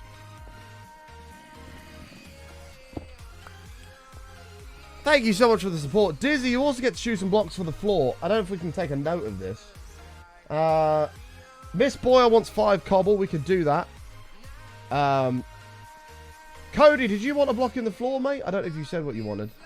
But you can have a block in the subfloor if you like. And then Liam and Hyperchick as well. Something green. So we need 5 cobble. Someone make a note of this, please. It'd be really appreciated. 5 cobble. Something green. Something red.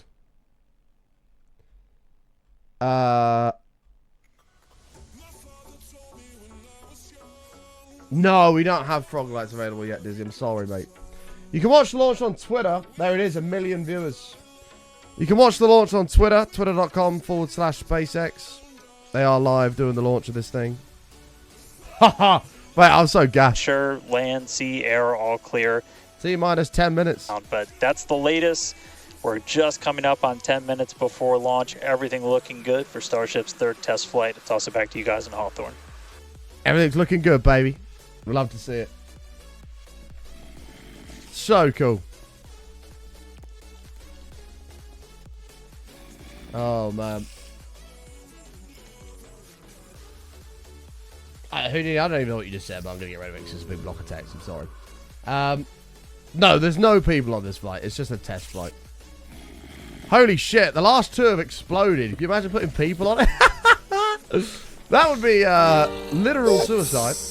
Vam, thank you so much for the 111 bits. Shit. I don't always contribute when I see a train, but I do what I can. Ah, thank you, mate. Hey, that's more than I can ever ask, Famchock. Thank you, mate. Appreciate that. Almost at the bit goal of the stream. 1,109 biddies to go. Yeah, it's too much text, man. I can't be bothered to read it. Sorry, pal. Please don't repost it, because it will result in a long timeout. 8 minutes. Does this shit... Mate, I'm getting, like, butterflies and stuff. I'm, like, so gassed at the moment. Block of Lapis. Can somebody add a block of Lapis to the list, please? Level 4 on the train with 1 minute and 50 seconds to go. We need to find 5 subs. Or 2,500 bits to get us to level 5. Hey, Demonac coming in. Thank you so much, pal, with 100 biddies. We will watch the launch on stream. I'll pull it up on stream, don't worry. You can restream SpaceX stuff. They're very cool like that. 5 cobble, something green, something red, and a block of lapis. Perfect. Thank you. T-8 minutes. Oh, it gets exciting, man. Yeah, it's a good idea, Gasky. You probably should. Don't worry, chat. I'll pull it up before it launches. Mate, I'm actually like... I'm getting butterflies. I'm like excited and nervous at the same time. I just fucking love this shit. Lulu, thank you for the 109 biddies. 900 away. Pog. 900 away. From maintaining the streak to 91. Thank you very much, guys. Appreciate the support. Thank you. Oh my god, Holes, you got 7 minutes. It's all good. Have a good day at work. 30 seconds left. I think that's where the train's going to be leaving us. We need 4 subs to save it. I think that's it. I think that's it. Salute it, chat. It is out of here. I think that's the biggest train we've had in a long time, by the way. So thank you very much. Rip the train. Man said Pog. I say Pog all the time, man. Pog should be in the English dictionary.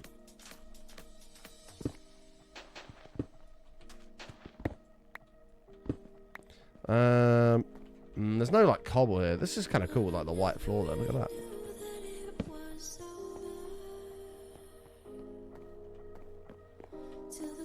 They did, Lulu. Yeah, they did. There it goes, boys. Thank you for the support. T-6 minutes. 6 minutes to go, boys. So cool. I hope it's successful, but at the same time, I'd love to see something explode. I don't think it will, because I think they've fixed most of the issues. 1.1 million people watching the stream.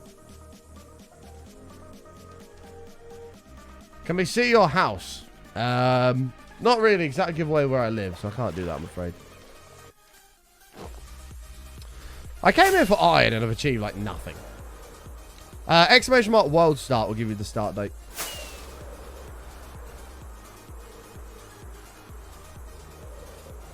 Five minutes.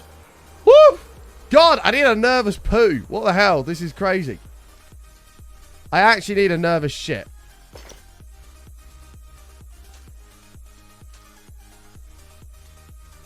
We'll pull it up in a sec. Ah, fuck it. There's no point going into this cave. Let's pull it up now. Let's pull it up now. Just about at closing the prop load sequences on booster and ship. Just a reminder, ship we're going to close out at around 3 minutes and 30 seconds. Booster at about 2 minutes and 50 seconds. It's looking pretty full. Once all of that prop is loaded on board, we'll have about 10 million pounds of propellant on both stages of Starship. I've reached the pace of the room stage. Happens, I'm giddy. We'll go through a couple of different procedures with the ground. We'll do what's called pushbacks, clearing out the lines. We did, Kanga. Thank you for the 100 bits, mate. And the vehicles themselves before we get to launch. And then in the next few minutes, we'll get the final guidance system alignments, some final thrust vector control, the booster checks, crazy.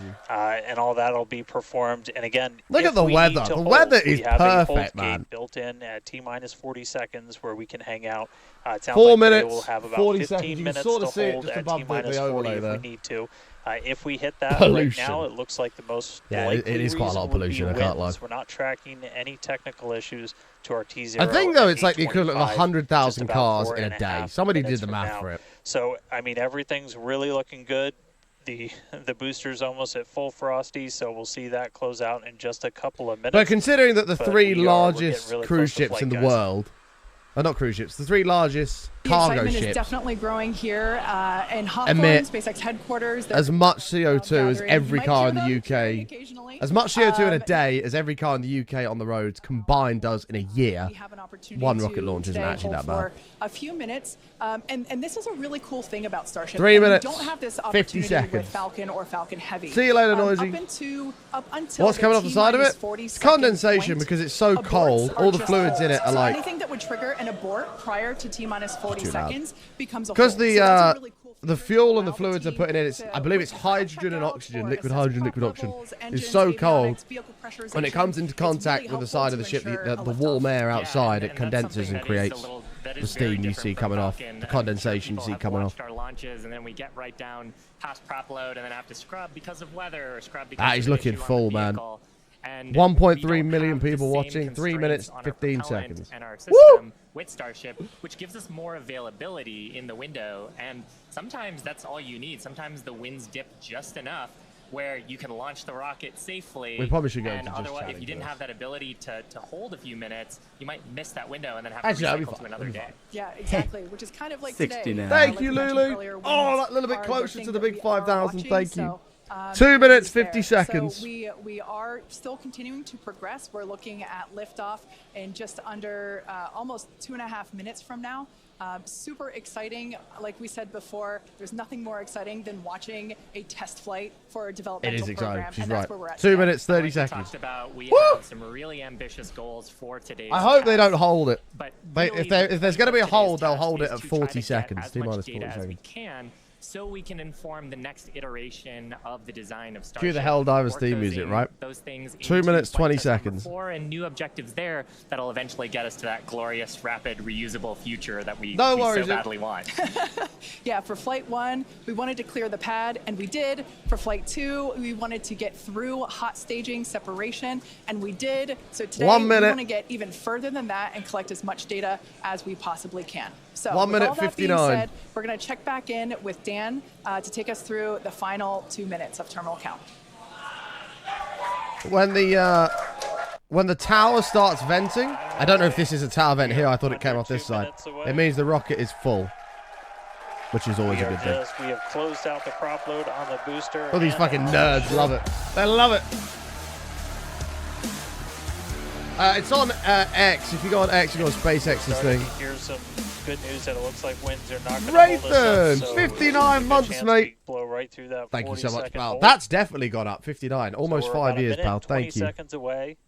Thank you. Just walking you Yeah, that through looks one like a- last time. We're going to see the that looks like a engines tower ignite vent. About 4 seconds before we hit our T0. That is fuel load complete. They're going to ignite in 3 different banks. You'll get 13 of the inners, 15 of the outers. Minus and the last T 5 minus 1 ignite minute. just 2 minutes Right now before transfers T0. to the ship itself, And then after controlling that, all the quick systems. disconnect will retract. There it is.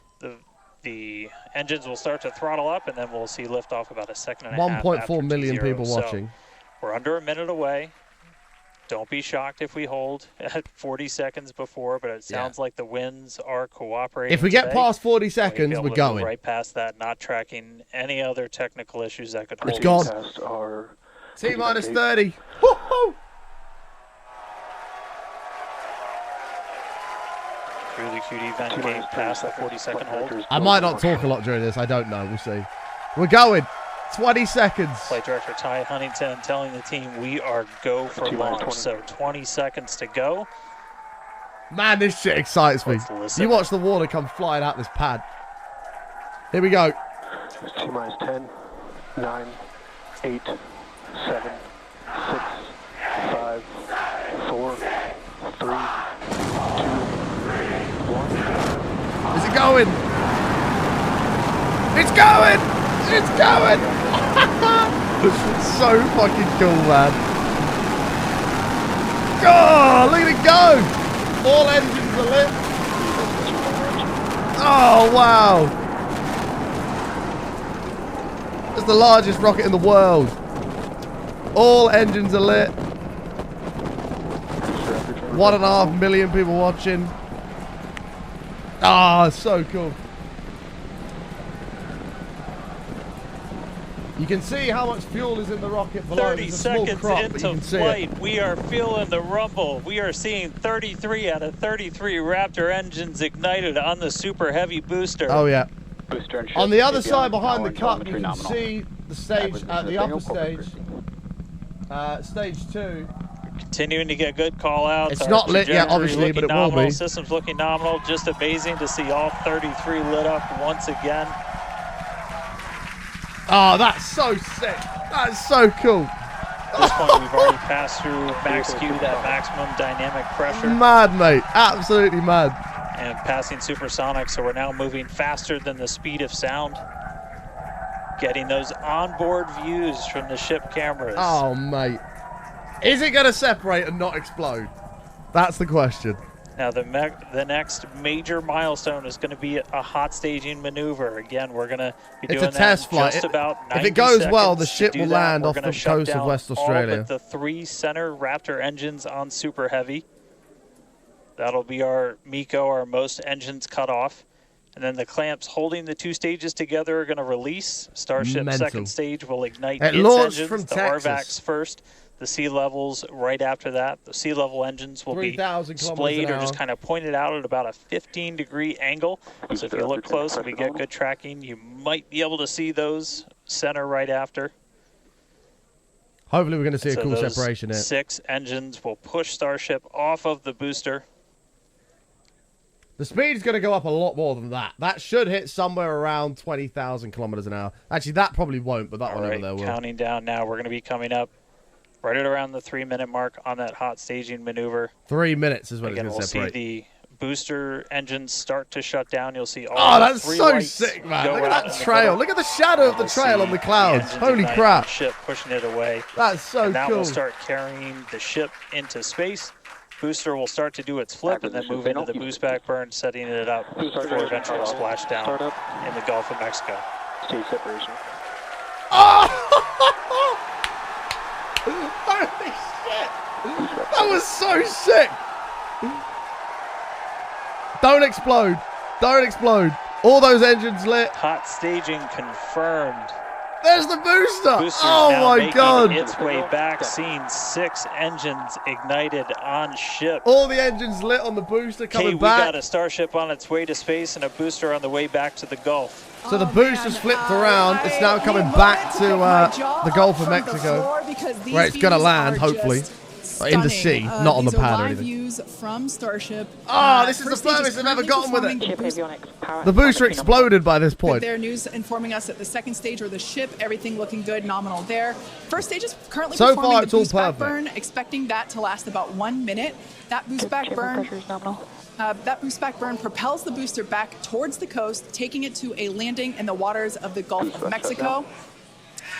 We're only using the I super thought that heavy was an boosters, FTS then. I thought it was 13 they were center blowing engines up from here on the out. booster, but it's good. It's good. Whenever they relight, you'll be able to see that in the left bottom corner.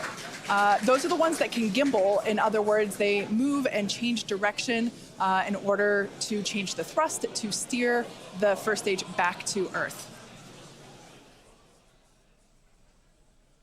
It looks like the booster's just falling out of the Wow, sky those are right just now. incredible views coming to us. The cameras are so Everything is sick. Look at the looking good ship. for Look how both far the first ship's stage gone. on the left-hand side of Well, your it's screen, like or the the super 25, heavy mate. booster, as well The ship's as on still the going right-hand good. side of your screen. The eyes that are on the is booster at the moment. Starship, or we also refer to that as the ship. Look at the views, man. Oh my god. This The is boost back nuts. burn was the first of 2 burns required to return it to Earth. The next one will They be lost the a couple landing tiles there, burn, look. where all No heat 13 tile there, center no engines there. will initially ignite and then transition into a 3-engine burn to help slow it down. Absolutely Just as a insane. reminder of the Stage 1 test objectives, we're looking for controlled ascent, which we have so far. I can see Stage my house. separation, which, gorgeous, we cruised right through it, as well as 1.8 million people are good watching news this there stream telling right us now. that the path that Starship is on is good. Now, Starship's second stage is still firing its engines, and as you heard, following planned flight path. The engines ship are still going, objectives, We're chat. looking for hot staging. You can see again, that in the cruise bottom right right. through There that. are all the engines, We're looking they're to all lit. demonstrate controlled ascent as well as orbital insertion. Views are back. There you go. Now the bottom Oh, it's right-hand just corner of so the screen cool. shows the ship engine graphics, so be sure to keep The an eye on booster's those. speeding back up as gravity becomes stronger and stronger, okay, pulling it like, back this down is towards just the air. a phenomenal test so far. Super Heavy is performing beautifully today. It's on its return leg of the journey. Ship continuing Is it gonna land to burn controlled its in the 6 sea? That's the engines, question. Those larger circles, the Raptor vacuum engines, the inner circles. Look at where it took off the, from. That's Raptor fucking sea level awesome. engines. Oh, man. This shit gets me We're so gassed. About 30 The excitement's seconds making me smile. away. I fucking love this stuff. Just under 30 seconds away. So these fins are The steering it boost back so it can stay on course of where it's going to land. Excuse me, the landing burn. The fuel on is the low, but booster. it doesn't need many You engines see the to grid fins slow it down for rotating? landing. Those hypersonic splashdown. Oh, I'm such a nerd for this shit. I love it. Guiding us through the atmosphere back towards our splashdown site. Again, we're going for a hard 20 kilometers above the Earth. It's coming in A fast. soft splashdown. So for landing I burn, like we're going to shaking, expect to man. see the 13 center engines This shit- light, rapidly bring down the booster's Oh, it's coming in velocity, quick. and then just the 3 in the center for splashdown. Oh, it's See if that'll work. Is it struggling? I don't know. It looks like it is. We're getting a few engines. It's trying. It's trying. Oh no, the engines have failed.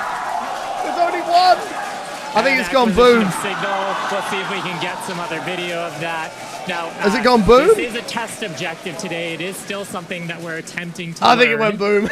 And to make it that far, to That was not meant demonstrate to the happen. controlled re-entry up to that point is pretty darn good. Ship continuing to look nominal. That's the with furthest its they've ever gotten. ascent burn. The engines didn't really light. A This couple burn did, then one elapsing, failed. About Yeah, 6 man. minutes total. That was not supposed to happen. It might have And run out we're of fuel. That's expecting that possible. This burn will end. It hit the water. Just It after would have hit the 2 + water, 8 yeah. minutes, about a minute from now.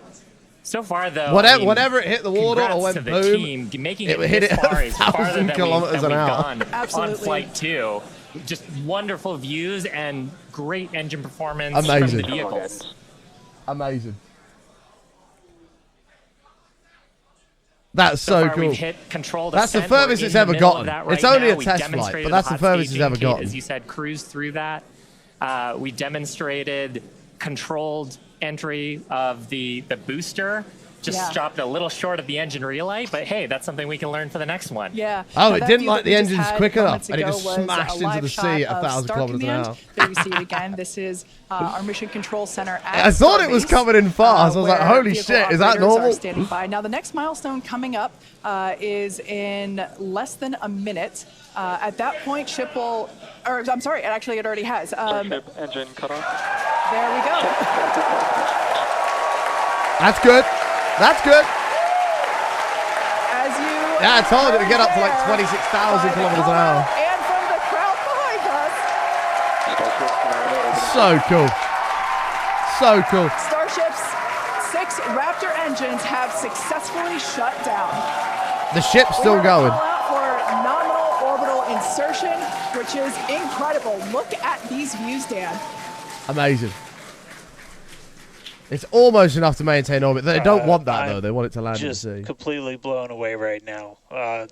What a day. Congratulations to the entire SpaceX team. I mean, this I don't know if you're going to get views of started, it but splashing down. 2 we're million people farther than watching. we've ever been before. We've got a Starship. Not Mate, just I in hope someone's space, got a video of that but on booster its hitting the coast sea phase at into 1,000 space. kilometers an hour. That is Just to some speed. recap where we've come, and it's only been 9.5 minutes. How has it only been 9.5 minutes? This is the furthest they've We ever gone lifted with off this right as on well. time This is nuts. at 8:25 a.m. We didn't have to hold. I want to at see our that gate at booster all. hit We the had sea at 1,000 33 kilometers an hour. 33 Raptor engines. I open thought up, when it was 10 kilometers above, I was like, light fuck and me, get that's us coming through in a nominal quick. ascent. And then Another it just, successful yeah, hot stage. bang, that was All it. 6 engines on the ship propelling us into orbit. We did Someone see must have a view of that. What looked like a nominal boost back burn. And then The we did make booster- it all the way to the landing burn this time. So the booster Didn't light flipped all to the come engines back that we because it was going to expected. come back We and did land in lose the the Gulf of booster. Mexico. We'll have to go And through everything the was data going well, to figure out But exactly what happened. Obviously, entry burn or whatever it is, the so landing burn be didn't on the happen lookout soon for enough. Information about that. So it was but, coming in way too quick, where wow. it sort of lost A control ship and in hit the sea space, at like we've 1,000 got kilometers an A hour. bunch of Either we that said, or it ambitious exploded. objectives I ahead of think us, it hit the water. over the next couple of minutes and pretty much over the next hour, where we're going to really. We've got the ship in space. We're now going to take advantage of this and try and learn as much as possible about some of the other systems, including that first ever Raptor relight in space. That's it's just so gonna be fast, by the incredible. way. So 26,000 all of that kilometers an still hour. to come. The mission just started, but wow, what a liftoff! What a hot Amazing. stage! What an amazing sight to see Starship there in outer space. Let's have a look. I can't believe we're seeing it in space. This is awesome. Wonderful. Now, we are going to be coasting for the next about 30 minutes or so. We'll be back around the T+40 minute mark. Okay, we'll and that'll carry on be, playing while that happens. Starship continuing to It's on coast, its way hit to those the ambitious coast test of Western objectives, Australia. and then continue on to re-entry. We're not totally sure what video that we'll get, since that normally comes to us as we overfly ground stations, and thank you, mate. we don't have a ton of those along our trajectory, but as we have video, we'll be sure to bring that to you. Starlink may be able to bring us additional communication. So this is going to come out in like 30 minutes. I just want to quickly look at this booster coming in. So pay attention to this side of the screen here. Let me do this. Pay attention to this side of the screen. I don't know if I can fucking get rid of this. Hold on. Ah, oh, fuck it. Whatever. These speeds are for the booster, right? So it's 25 kilometers. It's coming in fast. This is sort of where it's fine here, but now it's like that's where it fucks up here. It starts to lose control because it's too quick. 17, 16, 15, 14. Look how fast it's coming through the atmosphere there. The 13 center engines are... I don't know if where does it relight? Oh, no, it's... Look, that is so quick coming back down here. That is way too fast. Is it reigniting here? It does... Oh, yeah, it's gone at this point. I don't know if it hits this... Oh, it definitely hit the sea. It definitely hit the sea. There's the ignition. Yeah, it's bang, splash. It definitely hit the sea. It didn't explode, which is good. I really want to see the footage that somebody has of that smashing into the sea. Somebody will have it. I don't think it started its engine soon enough, or it failed. Because to me, when that white shit starts coming off...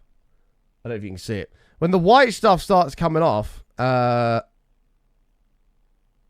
here, the engine should be lighting here. But, I mean, this is way too late. 5 kilometers above the ground is way too late. Engine should already be lit at this point, and they're not. And then something lights, like, there. A few light up there. One fails, and then by that point, it's just smashed into the sea. Luckily, it hit the sea, not the ground. Well, it was planned to hit the sea anyway. That was the goal. Nuts! Okay, well, we'll carry on. And then, what did she say? T plus 40 minutes? In 30 minutes, we'll have a look and see if we can get footage of it landing, because that'll be cool. Amazing. Right, we need iron. Let's crack on with this. That was fucking brilliant. No, the entry burn didn't happen soon enough, no. Maybe it ran out of fuel. I don't know. We'll see. They'll come out with the official thing eventually, but... Regardless... It looks like it tried to start the engines and it didn't work. Even so, when it tried to start the engines, it was too late. It was definitely too late. Yeah, I've got the stream open here. There's still 2.2 million people watching it, which is kind of nuts.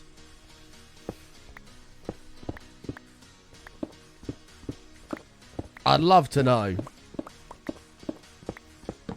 if there's a video of that thing hitting the water at that speed. Because, wow, that would be cool to see.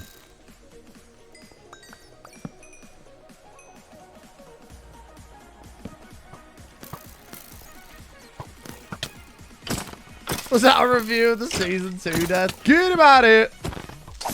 By the way, chat, Monka S, semi-panic time. As cool as all that was,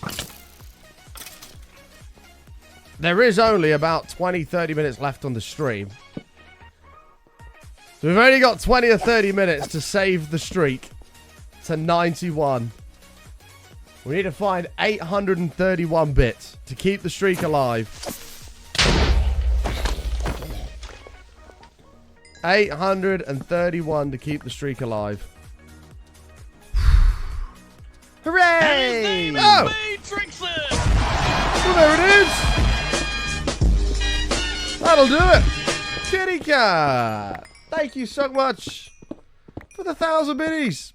You can have 2 blocks in the floor. Does anyone remember what the list was, by the way, for the floor? I don't know if anybody remembers. Kitty cat, thank you so much for the 1,000 bits. I appreciate it. Oh, that was so exciting. 5 cobble, something green, something red, block of lapis, and then whatever kitty cat would like. Thank you so much, saving the streak. Let's get it updated.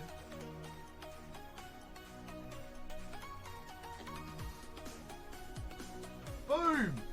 The home stretch. The home stretch to the big 100 is on. Some poor whales swimming along on a Thursday just went, oh, what the fuck was that noise?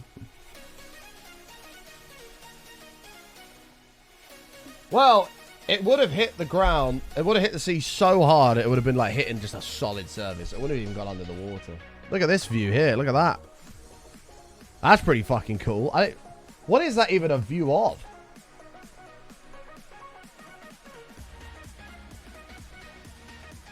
I don't even know what this is a view of, you know. Is this the inside tank of the ship? No, it can't be. It's just cables.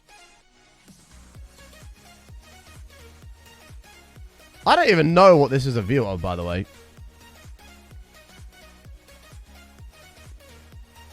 Oh, is this the bay doors? So this is where a payload would be. Oh. Oh, yeah, look at the hydraulics. This is the door here. So this is where, if they were doing a Starlink launch, this would be full of Starlink satellites, and they would lift this up and just start, like, slotting them out the side of the ship. So cool. Holy shit. So that's the systems for lifting the door up to let satellites and payloads come out. So cool. 2 blocks of emerald. I think we can do that. I believe we can do that. Chat, I am sorry, by the way, for how much of a fucking nerd I am about all this shit. I get so gassed about this sort of thing. How does it survive at those kinds of speeds? I mean, that's the marvel of it. That thing is traveling at 26,000 kilometers an hour. 26,000 kilometers an hour, and is just chilling. The stresses and the forces that thing will feel coming back into the atmosphere and to survive is bananas.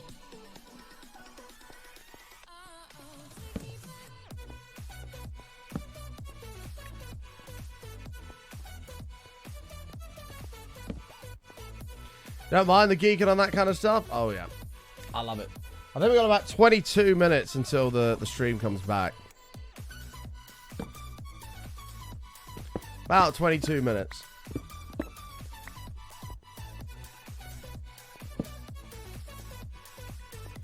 Oh, mate, I just fucking love it. I'd love to go to Texas or Cape Canaveral or something and actually watch a launch. It would just be so cool. The noise would be immense, I think.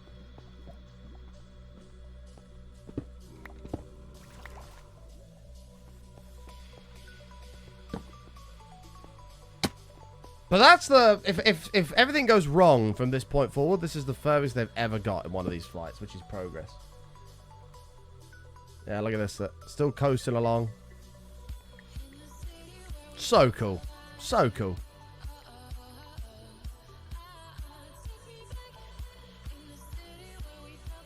Look at, like, this is... These things are just floating off this vehicle. Look how... These things are floating off this vehicle, and it's traveling at 26,000 kilometers an hour, and they're just floating off like it's nothing. It's amazing. How that doesn't fascinate people, I just don't get it. Right, show me some iron here, game. We need a lot more than this. We've got 41. I only needed it for the lanterns, to be fair.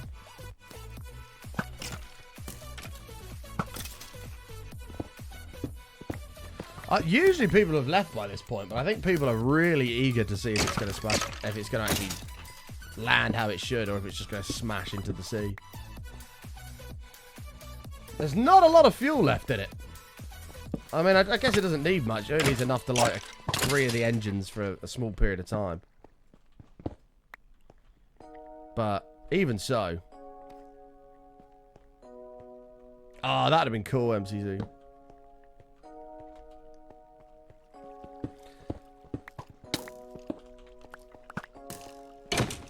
Oh, I hope there's a video that someone has of that smashing into the Gulf of Mexico at 1,000 kilometers an hour.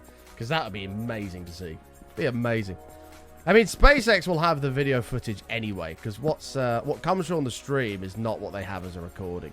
They'll have like a full smooth video of it coming all the way down and smashing into the sea. I hope they release that at some point. That would be cool. Or maybe they had a special boat out there tracking that.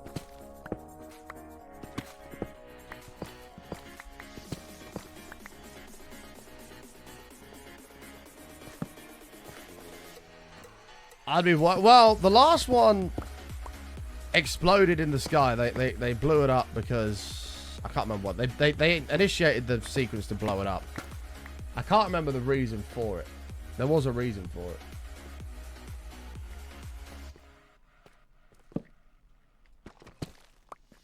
There was a reason for it. They hit something happened and they terminated it and blew it up. Ooh. Oh, ding ding. Look at that. Yeah, an iron farm would be helpful. Wouldn't it be less than 1,000 miles an hour due to terminal velocity? It was 1,000 kilometers an hour, sorry, not miles an hour. 1,000 kilometers an hour. Which is still pretty damn fast. Oh, so many ding dings. Oh, yes. 1,000 kilometers an hour, which I'm not sure how fast that is, but it's fast. But you also have to understand the size of that thing is... Like, that boost, I believe, is as tall as a 15-story building. So, its terminal velocity is pretty high. Pretty high.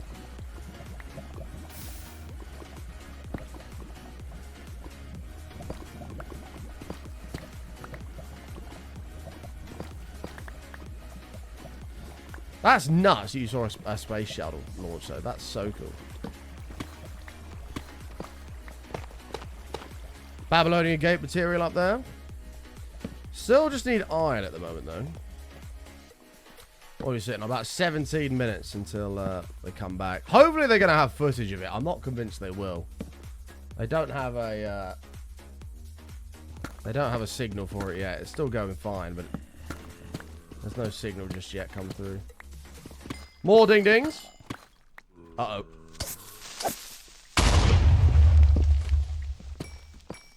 Had to protect the diamonds. 29 diamonds, no. 600 miles an hour. That's the equivalent of you flying on an aeroplane at the speed an aeroplane flies at, but then just directly into the sea. Mental.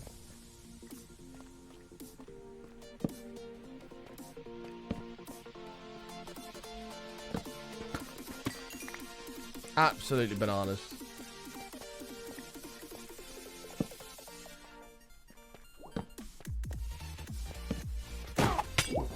What? No way you got that off. We will go overtime today, yeah. We're going to go overtime. We've got 16 minutes until the broadcast comes back. So we will go overtime for that. How was Dublin? Oh, amazing, mate. What an unbelievable place. As I said, we're running out of torches, but there's wood here. We can make some more. Yeah, Dublin was, yeah, it's phenomenal. Probably my favourite place I've ever visited. The people, just everything. The people, the atmosphere, the vibes, the pubs, the beer, everything's just amazing. Great. It's such a good place. I know it's expensive there. It is very expensive, but as a place, it's just brilliant. Bewley's? Is that how you say that? I don't know what that is. No. Viewership's going up. 2.8 million people. 25 minutes in so far. 15 minutes to go.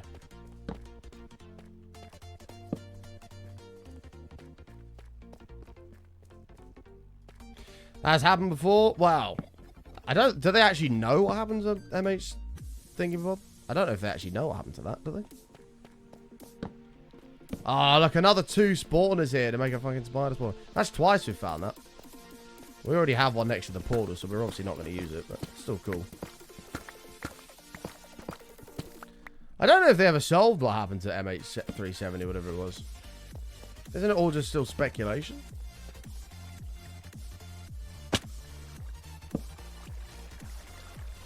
Oh, ding ding. Triple ding ding.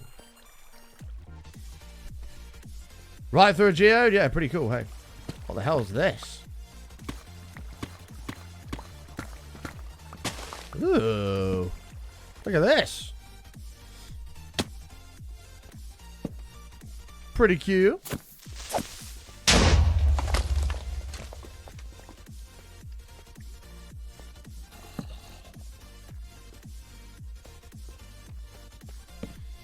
Yeah, I mean, that plane is somewhere at the bottom of the sea. I mean, it's in pieces, of course, but it's somewhere at the bottom of the sea.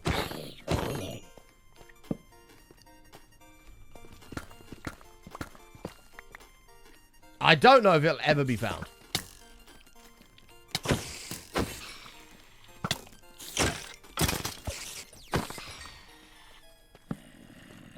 More diamonds down there. Yo, this game's kind of cool. They got more views back of inside the bay doors.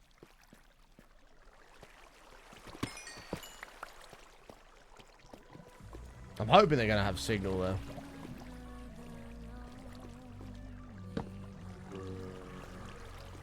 What is cool to see as well is how Starlink has allowed them to get much cleaner video signals for their launches and stuff. For like live streaming and stuff. Hey, Sea-Dog, how are you, mate? That's good to see. Imagine just being like, yeah, I own a fucking satellite constellation that provides internet all over the earth. Oh, I also own a rocket company. An AI company. That also specializes in electric vehicles.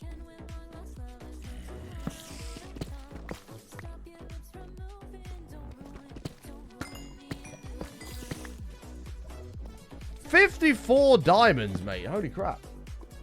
12 minutes to go till we're back on the feed. 12 minutes. Yeah, this game's kind of cool. I'm gonna have to get out of here though. We've got the iron we need. Now I'm just exploring for the sake of it. Mate, there's so many creepers. So many creepers. It just keeps going. Do I want to go any further? Oh, there's a diamond. No, I have to go down. How are you, Sea-Dog? Oh! Not the hole to fall in.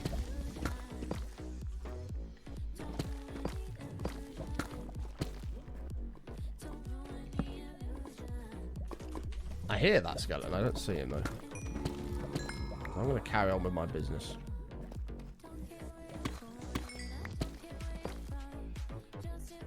Oh, it just keeps going. This is awesome.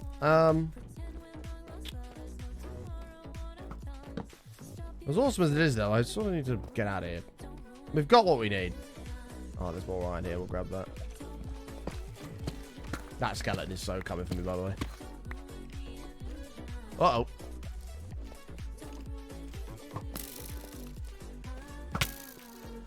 It's somewhere in the Indian Ocean. That's all they know, yeah. Unfortunately, the Indian Ocean is not a small place.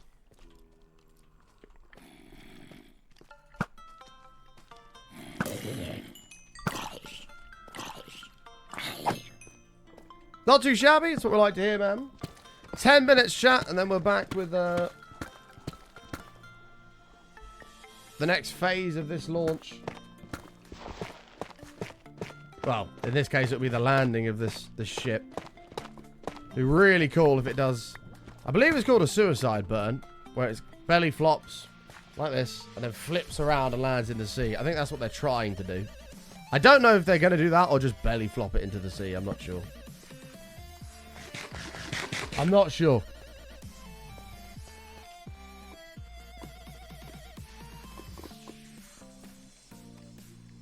Has anybody got the stream up and heard what they're going to do with it?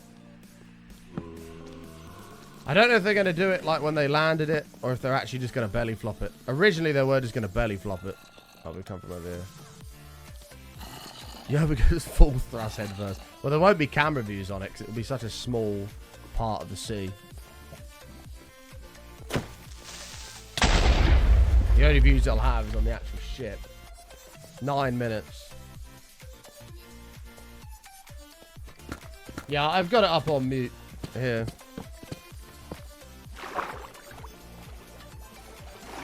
Oh, God.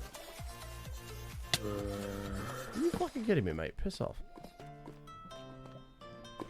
Look at these views, by the way.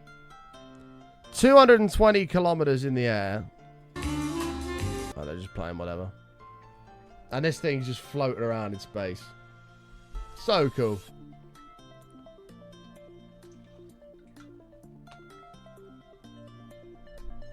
So cool.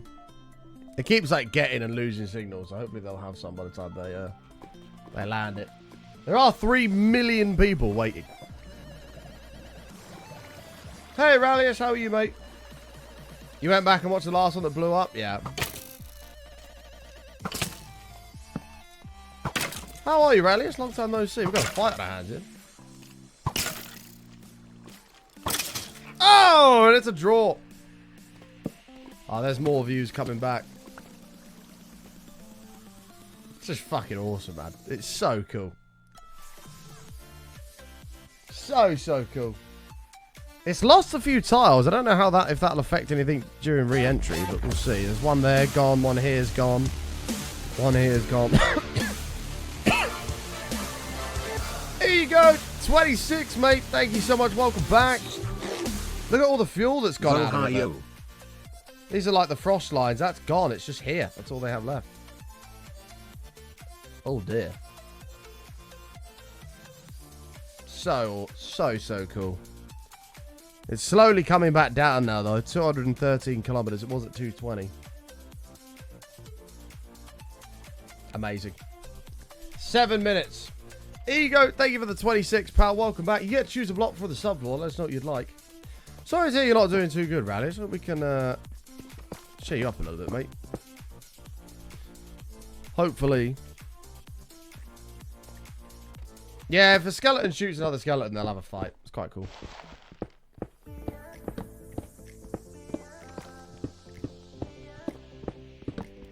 You want a block of iron? Fuck, I need the iron. No, it's cool. You can have one, mate. As it's you, Ego. As it's you. Fine. I have no idea what this is going to bring me out, but we'll find out.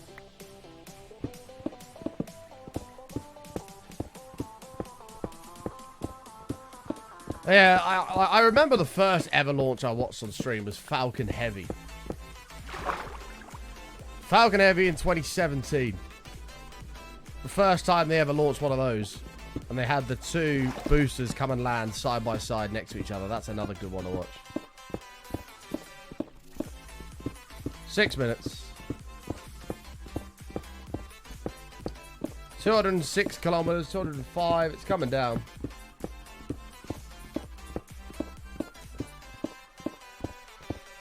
Weirdly, rather than it coasting like dead straight, like you'd think it would, it's like just flipping around and doing all sorts of shit. It must be in some sort of a control, but it's doing all sorts of shit, which I didn't think it would do. Right, where the fuck am I? Oh, we're here. I know where we are. Let's head back to the base. So we've got 5 cobble, something green, something red, a block of lapis, 2 emerald blocks, and a block of iron. Holy crap, it's a lot. 200 kilometers above the earth. Damn. Still blows my mind how people have made this.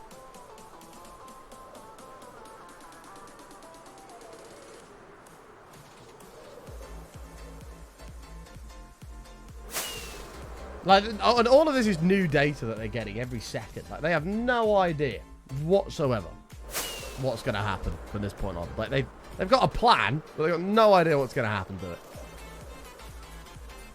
I don't think this will be the first re-entry of a starship ever. Damn. This thing that's supposedly going to take people to Mars and stuff in years to come, it's going to be the first time it's ever re-entered an atmosphere. Wowee. Wowee. 4 minutes. It's going to be the first time it's ever re-entered the Earth's atmosphere. So it might just blow up. Who knows? They've never done this before.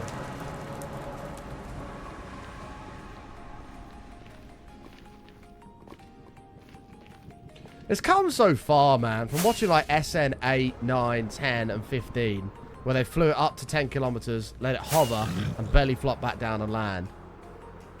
It's come so far since those days.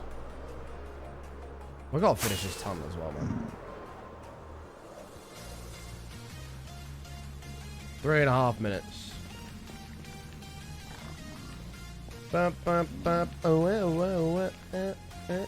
189 above the earth now. It's coming down. It's already come down nearly 30 kilometers. Actually, more than 30 kilometers. All right.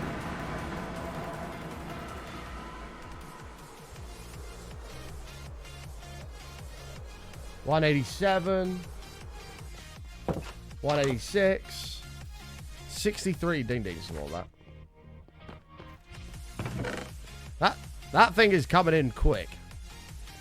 Which is what we like to see. Why are there fences in here, Button? Why has Pass Button done that? Alright, let's get this stuff smelting. We've got the gold, which we're not going to need. Get rid of some of this. Gunpowder will keep a hold of. Deep Slate can go over here.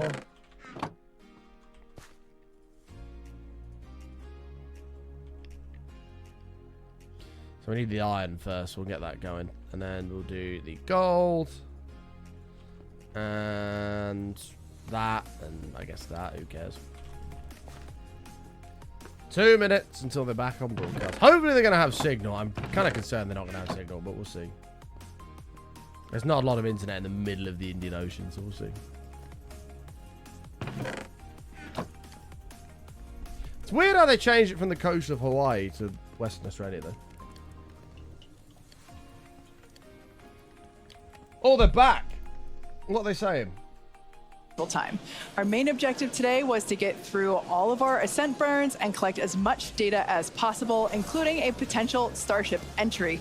And we just came out of a coast phase and we're treated to a number of HD views thanks to Starlink, including the PES door open close test. So that was one of our test objectives today. I didn't see that. So that's awesome. It has been such a great day. They opened the actual door and closed it again. Day, just to see booster lifting a Starship I missed to that. ascent. They opened completing its ascent. The door and everything. Just a wonderful day. Kind of to recap the objectives a little bit. I know, Moo. It's not Booster done yet, though. completed its ascent, ignited its 33 Raptor engines. We demonstrated a successful hot staging It's for the still second going. time. You can see the Booster completed the telemetry. boost back burn, didn't The telemetry quite accomplish updating the over there. landing burn, and then had a hard splashdown in the Gulf. Meanwhile, ship completely successful. It did hit the sea at after 1,000 the hot kilometers an hour. staging. We had a good 6-engine burn of the Raptor vacuum engines and sea level engines, and then we've commanded a number of demonstrations, including the Starlink satellite deploy 167. demo, so the payload Hopefully door, they get as some well as a prop camera transfer footage here. demonstration. We do still need to do some data review on those, so as we get that data back, we'll be sure to update you on social for how those tests went. They made the we are nose coming more up on our pointy, next they did. major milestones, which is an in-space relight of our Raptor engine. The boosters for the first kaput. The time, booster hit the sea followed at- by yeah, 1,000 re-entry kilometers, and that's then gold. landing in the Indian Ocean. Incredible. Yeah, that's right, guys. We should be just about 40 seconds away, God, he's 40 or happy to 50 be there, seconds isn't he? away if we do this relight demo. Do want to stress this is not a deorbit burn. In fact, it's actually going to function a little bit opposite of a deorbit burn. he's gassed We're gonna about be this, raising isn't our he? perigee with this burn for the lowest point of our orbit. This is just to demonstrate that we can relight a Raptor engine on ship while it's gone through a coast, while it's in outer space, while it's in microgravity, all of the different complexities that come with lighting this engine again after it's already done an ascent burn, but you're now coasting through space.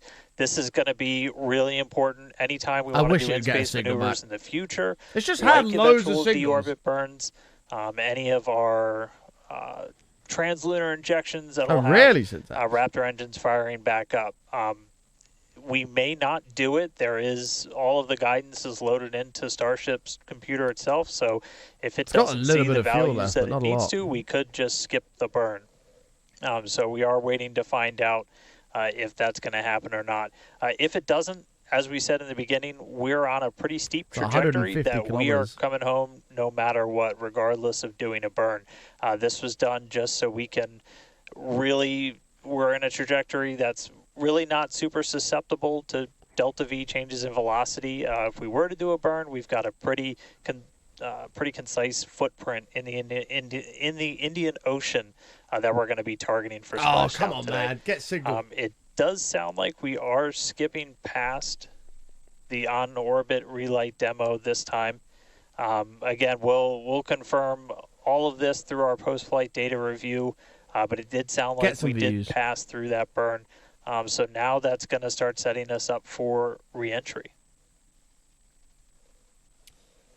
Yeah, that's exactly right. So coming up next around T plus 49 minutes is Starship re-entry. Now, this is typically a portion so they're not of doing flight the burn that where we're going to we do. don't have communications with spacecraft because they're re-entering the Earth's atmosphere at or around orbital velocity, about 8 kilometers per second or roughly 5 miles per second. Super fast. Now, at those speeds, the spacecraft's interaction with the atmosphere results in friction and creates a plasma field around the vehicle. That blanket of plasma distorts communication frequencies, so we're basically left with a brief communications blackout. Now we might get some telemetry back through a connection to the tracking and data relay satellite system, also known as TDRS. But if the plasma doesn't entirely block it, that connection will be at a very slow data rate and definitely too slow for any video. But that's why Starship and Starlink are a great partnership. Starship is so big that it will leave a wake or a hole in the plasma field as it flies through an atmosphere. You can think of a wake kind of like when you see a boat going through the ocean. It sort of leaves a trail behind it. There it is! There's some of those great views from... I was about to pull it off the screen. Starlink giving us views of Starship's onboard videos.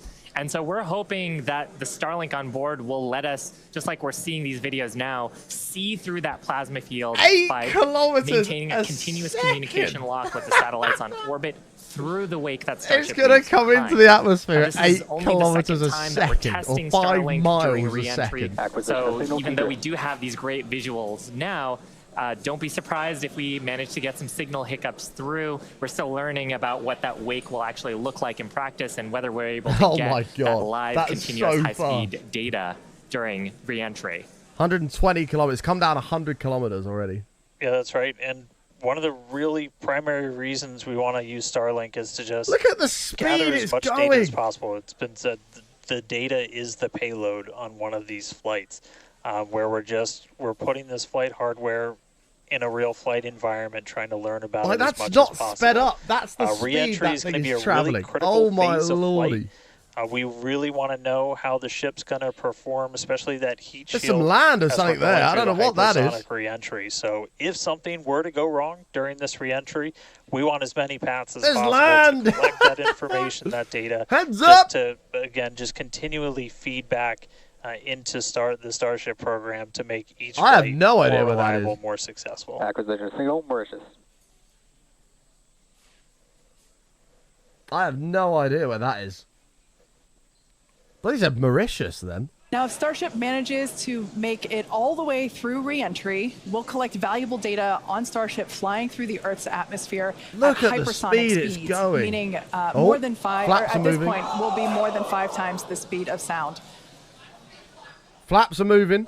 Now we're watching these live views, HD views by the looks of it, thanks to Starlink. Space junk You can see that the flaps there on the ship might be actuating. That doesn't look certainly good. some incredible visions of planet Earth behind Starship. I think the camera's on the actual we've fin. already validated yeah, it is. Starship's ability to fly and land at subsonic speeds. Wow. You might recall those suborbital flights. It's flipped to like flying like this. That's so flaps there. What the fuck? So getting That data was on sick. aspects like heating and control while traveling way faster than we did before is going to be critical to eventually 100 bringing kilometers. starships back from space for rapid reuse. So I No mentioned those way, it flaps. just That's one of flipped the itself. things, I'm assuming it's that going to rotate enables so the heat Starship to shields help are on the control right itself place when it comes in. and survive That's the heat of re-entry, immense. which, like we said before, we're expecting that re-entry to occur around T plus 49 minutes. 3 so minutes. we're getting pretty close here. And what you're seeing here, it looks So like cool. the vehicle is sort of moving back and forth. part of what you're also seeing is one of the cameras, this onboard view that we have, is on the end of a flap. Starship has front flaps and rear flaps in the vehicle. So we've got 4 of those. It's like flipping itself to be the right way. So cool. We're starting to re-enter the Earth's atmosphere. This is where the Earth's atmosphere is doing the work to slow us down. Whoa! Look at that! Now, like we said, this plasma field is, wow, what a view. We hope to maintain Oh my these views God! throughout. Starship is so big that we're hoping that the plasma field doesn't entirely blanket the entire vehicle. Right now, Wow! it is not. The Starlinks are Views brought to you by Starlink. Yeah, the Starlinks are still communicating and still capturing the data and the video that we see here. I feel like it's heating up the side Shiva, that's this is not just heat shield absolutely protected at the moment. incredible That's not views. good. We've never seen anything like this before. This is the biggest flying object ever in space. Absolutely, Kate. And it's important to note, with the ascent burn that we did was to get us to orbital that's velocities, unbelievable. even though we were on a nearly orbital trajectory. This is the first So re-entry of a the heating and Starship the ever. loads that Starship is going through right now are what it would be getting if it were recovering from an orbital What is mission. going on? And This just the is fact that we sick. have views through entry. This is incredible. Yeah. Again, this is the furthest and fastest Oh, that it's Starship struggling. has ever flown.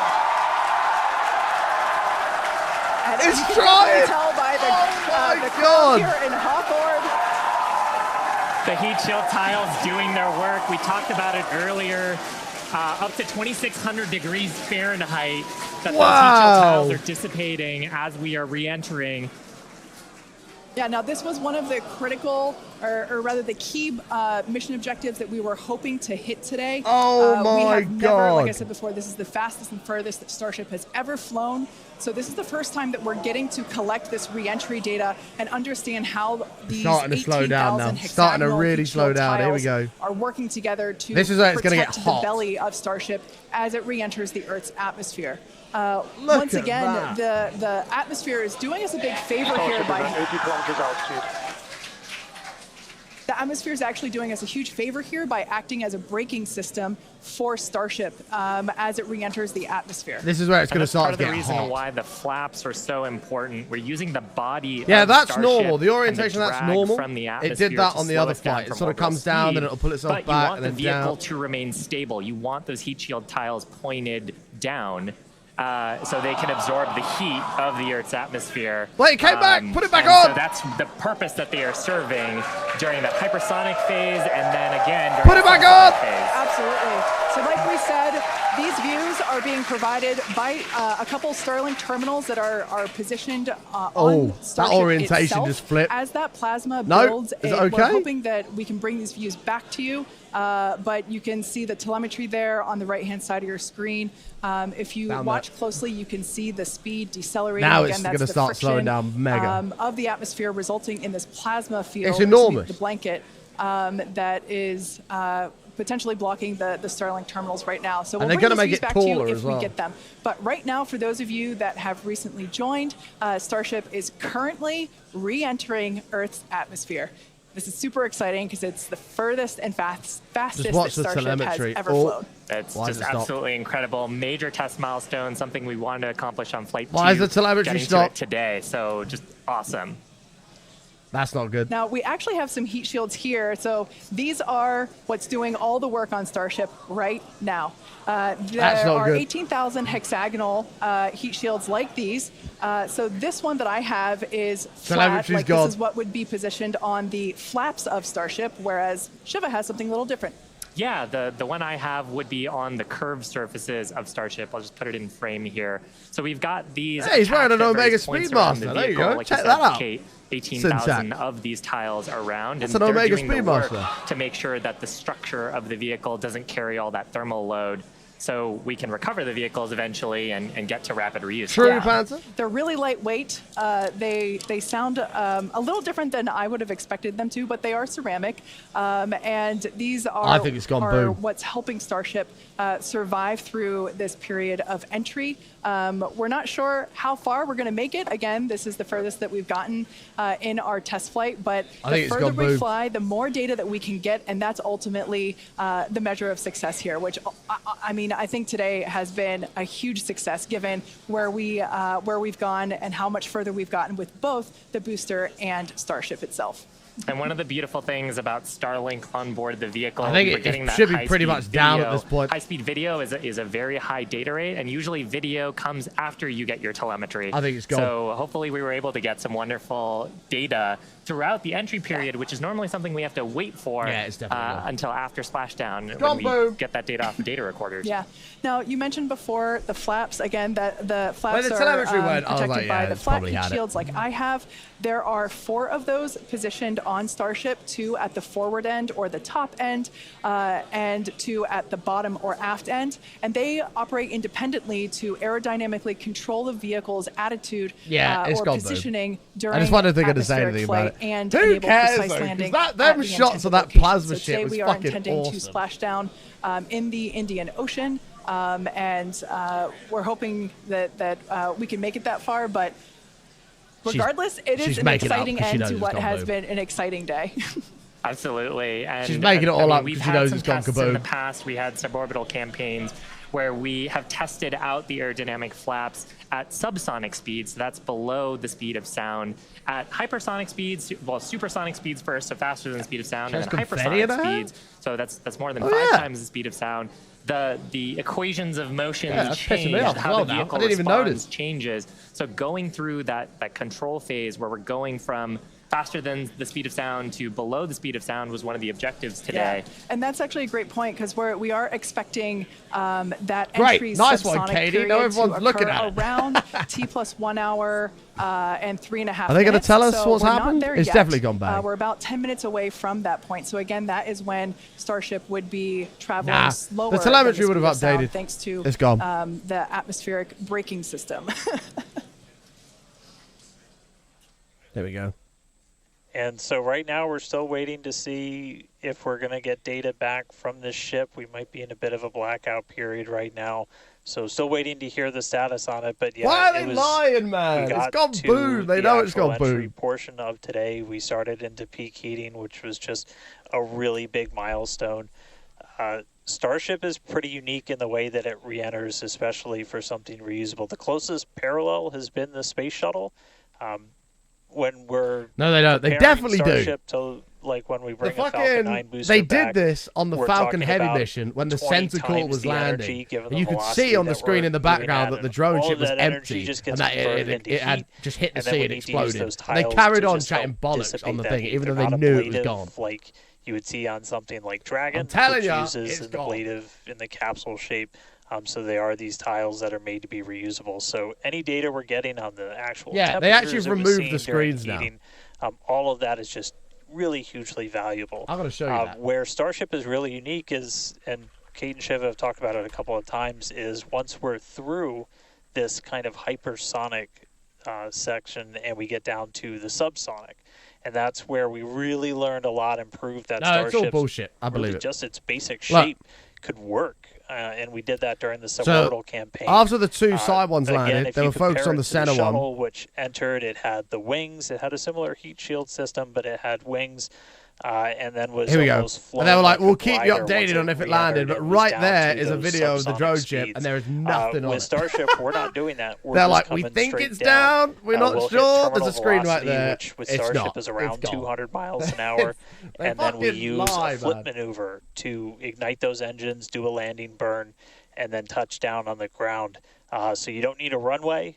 We're doing that, again, designed because when we go to the moon, when we go to Mars, there's not going to be a runway there for us. And so that propulsive landing is going to be really important. I think it died ages ago. I think it blew up This is an animation of pretty much what we were just watching on actual Starship video, which is pretty incredible. But we go through peak heating.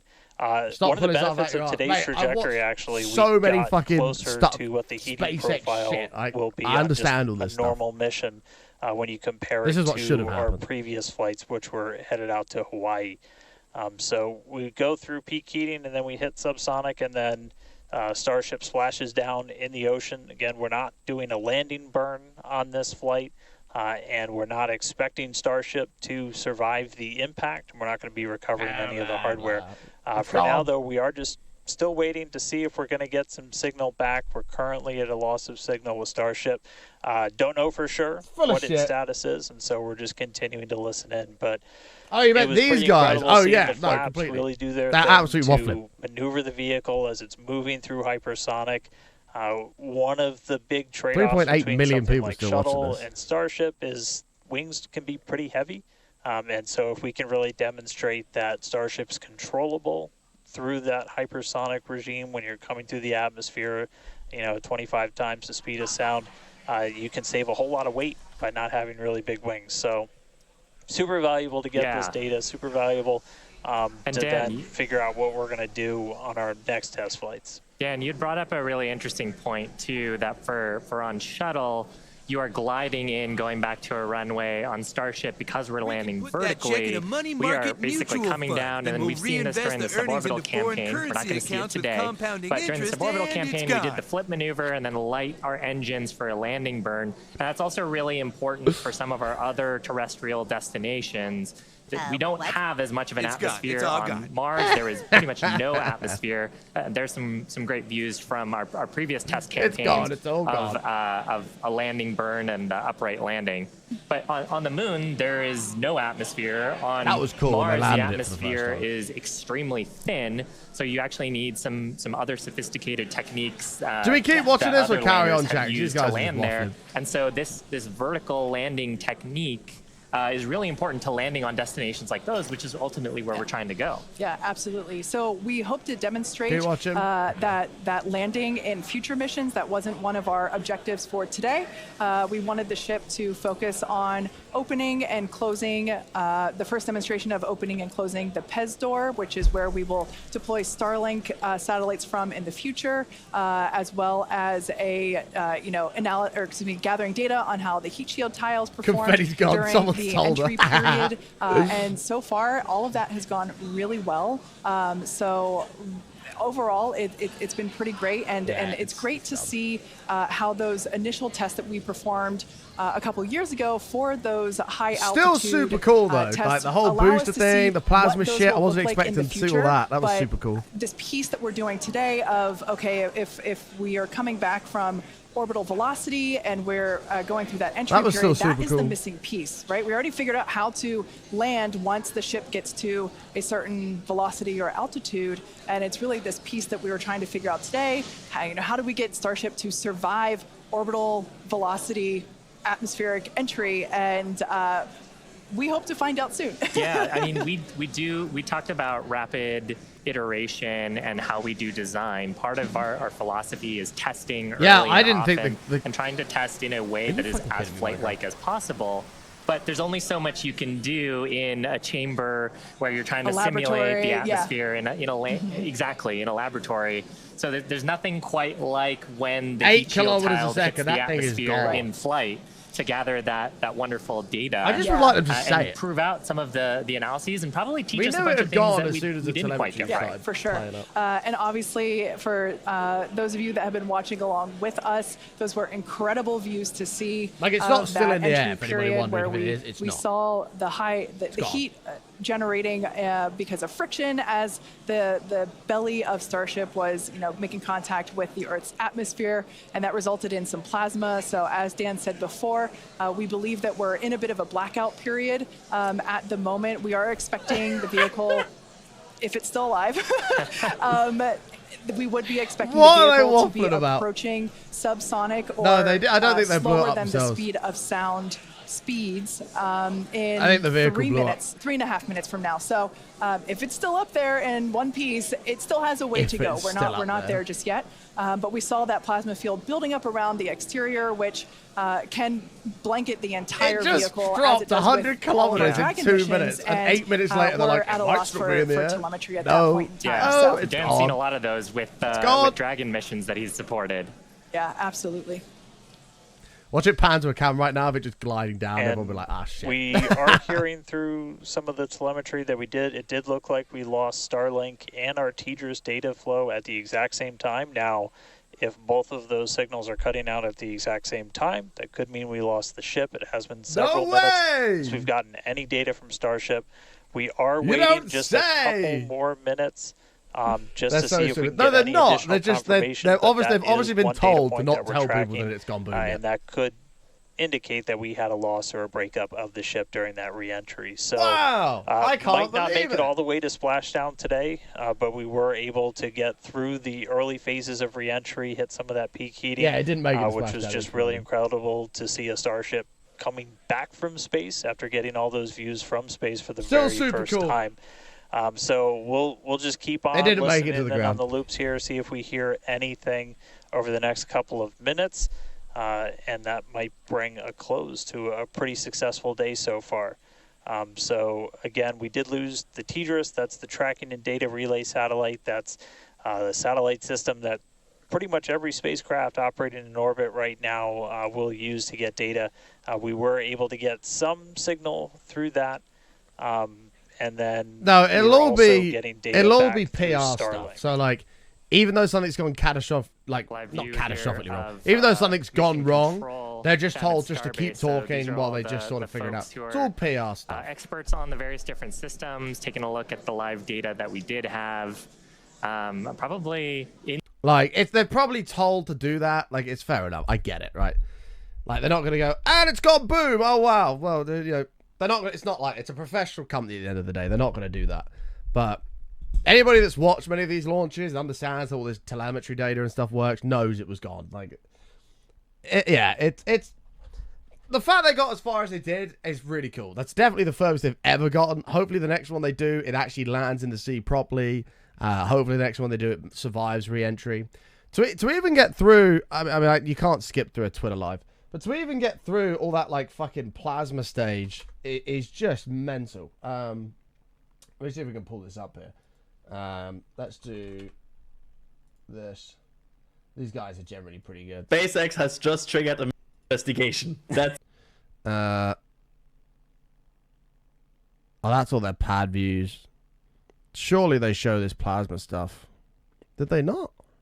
Yeah, look. Like, all this shit is fucking insane, by the way. Like, how fucking cool is that?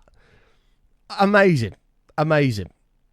That is just unbelievable. Anyone that's followed, like, the development of all this, that is just insane to see. The fact they've even got camera footage live is mental of that. But, yeah, look at that. Insane. So cool. But wow. How exciting.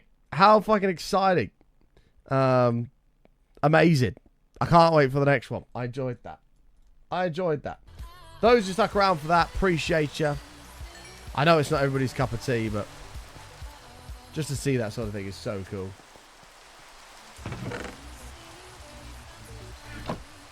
So cool. Well done to the SpaceX team on it.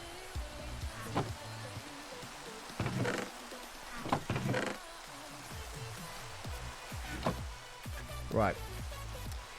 What has just occurred to me, though, is during all of that, I was supposed to go and pick Arnold up 30 minutes ago. Whoops! I was going to place all these lanterns real fast, but I actually don't have time. I was supposed to have gone and got Arnold. So I'm going to have to get out of here. I was too engaged in all of that. Thank you so much for watching. I appreciate it. If you're new out there, smash the follow button.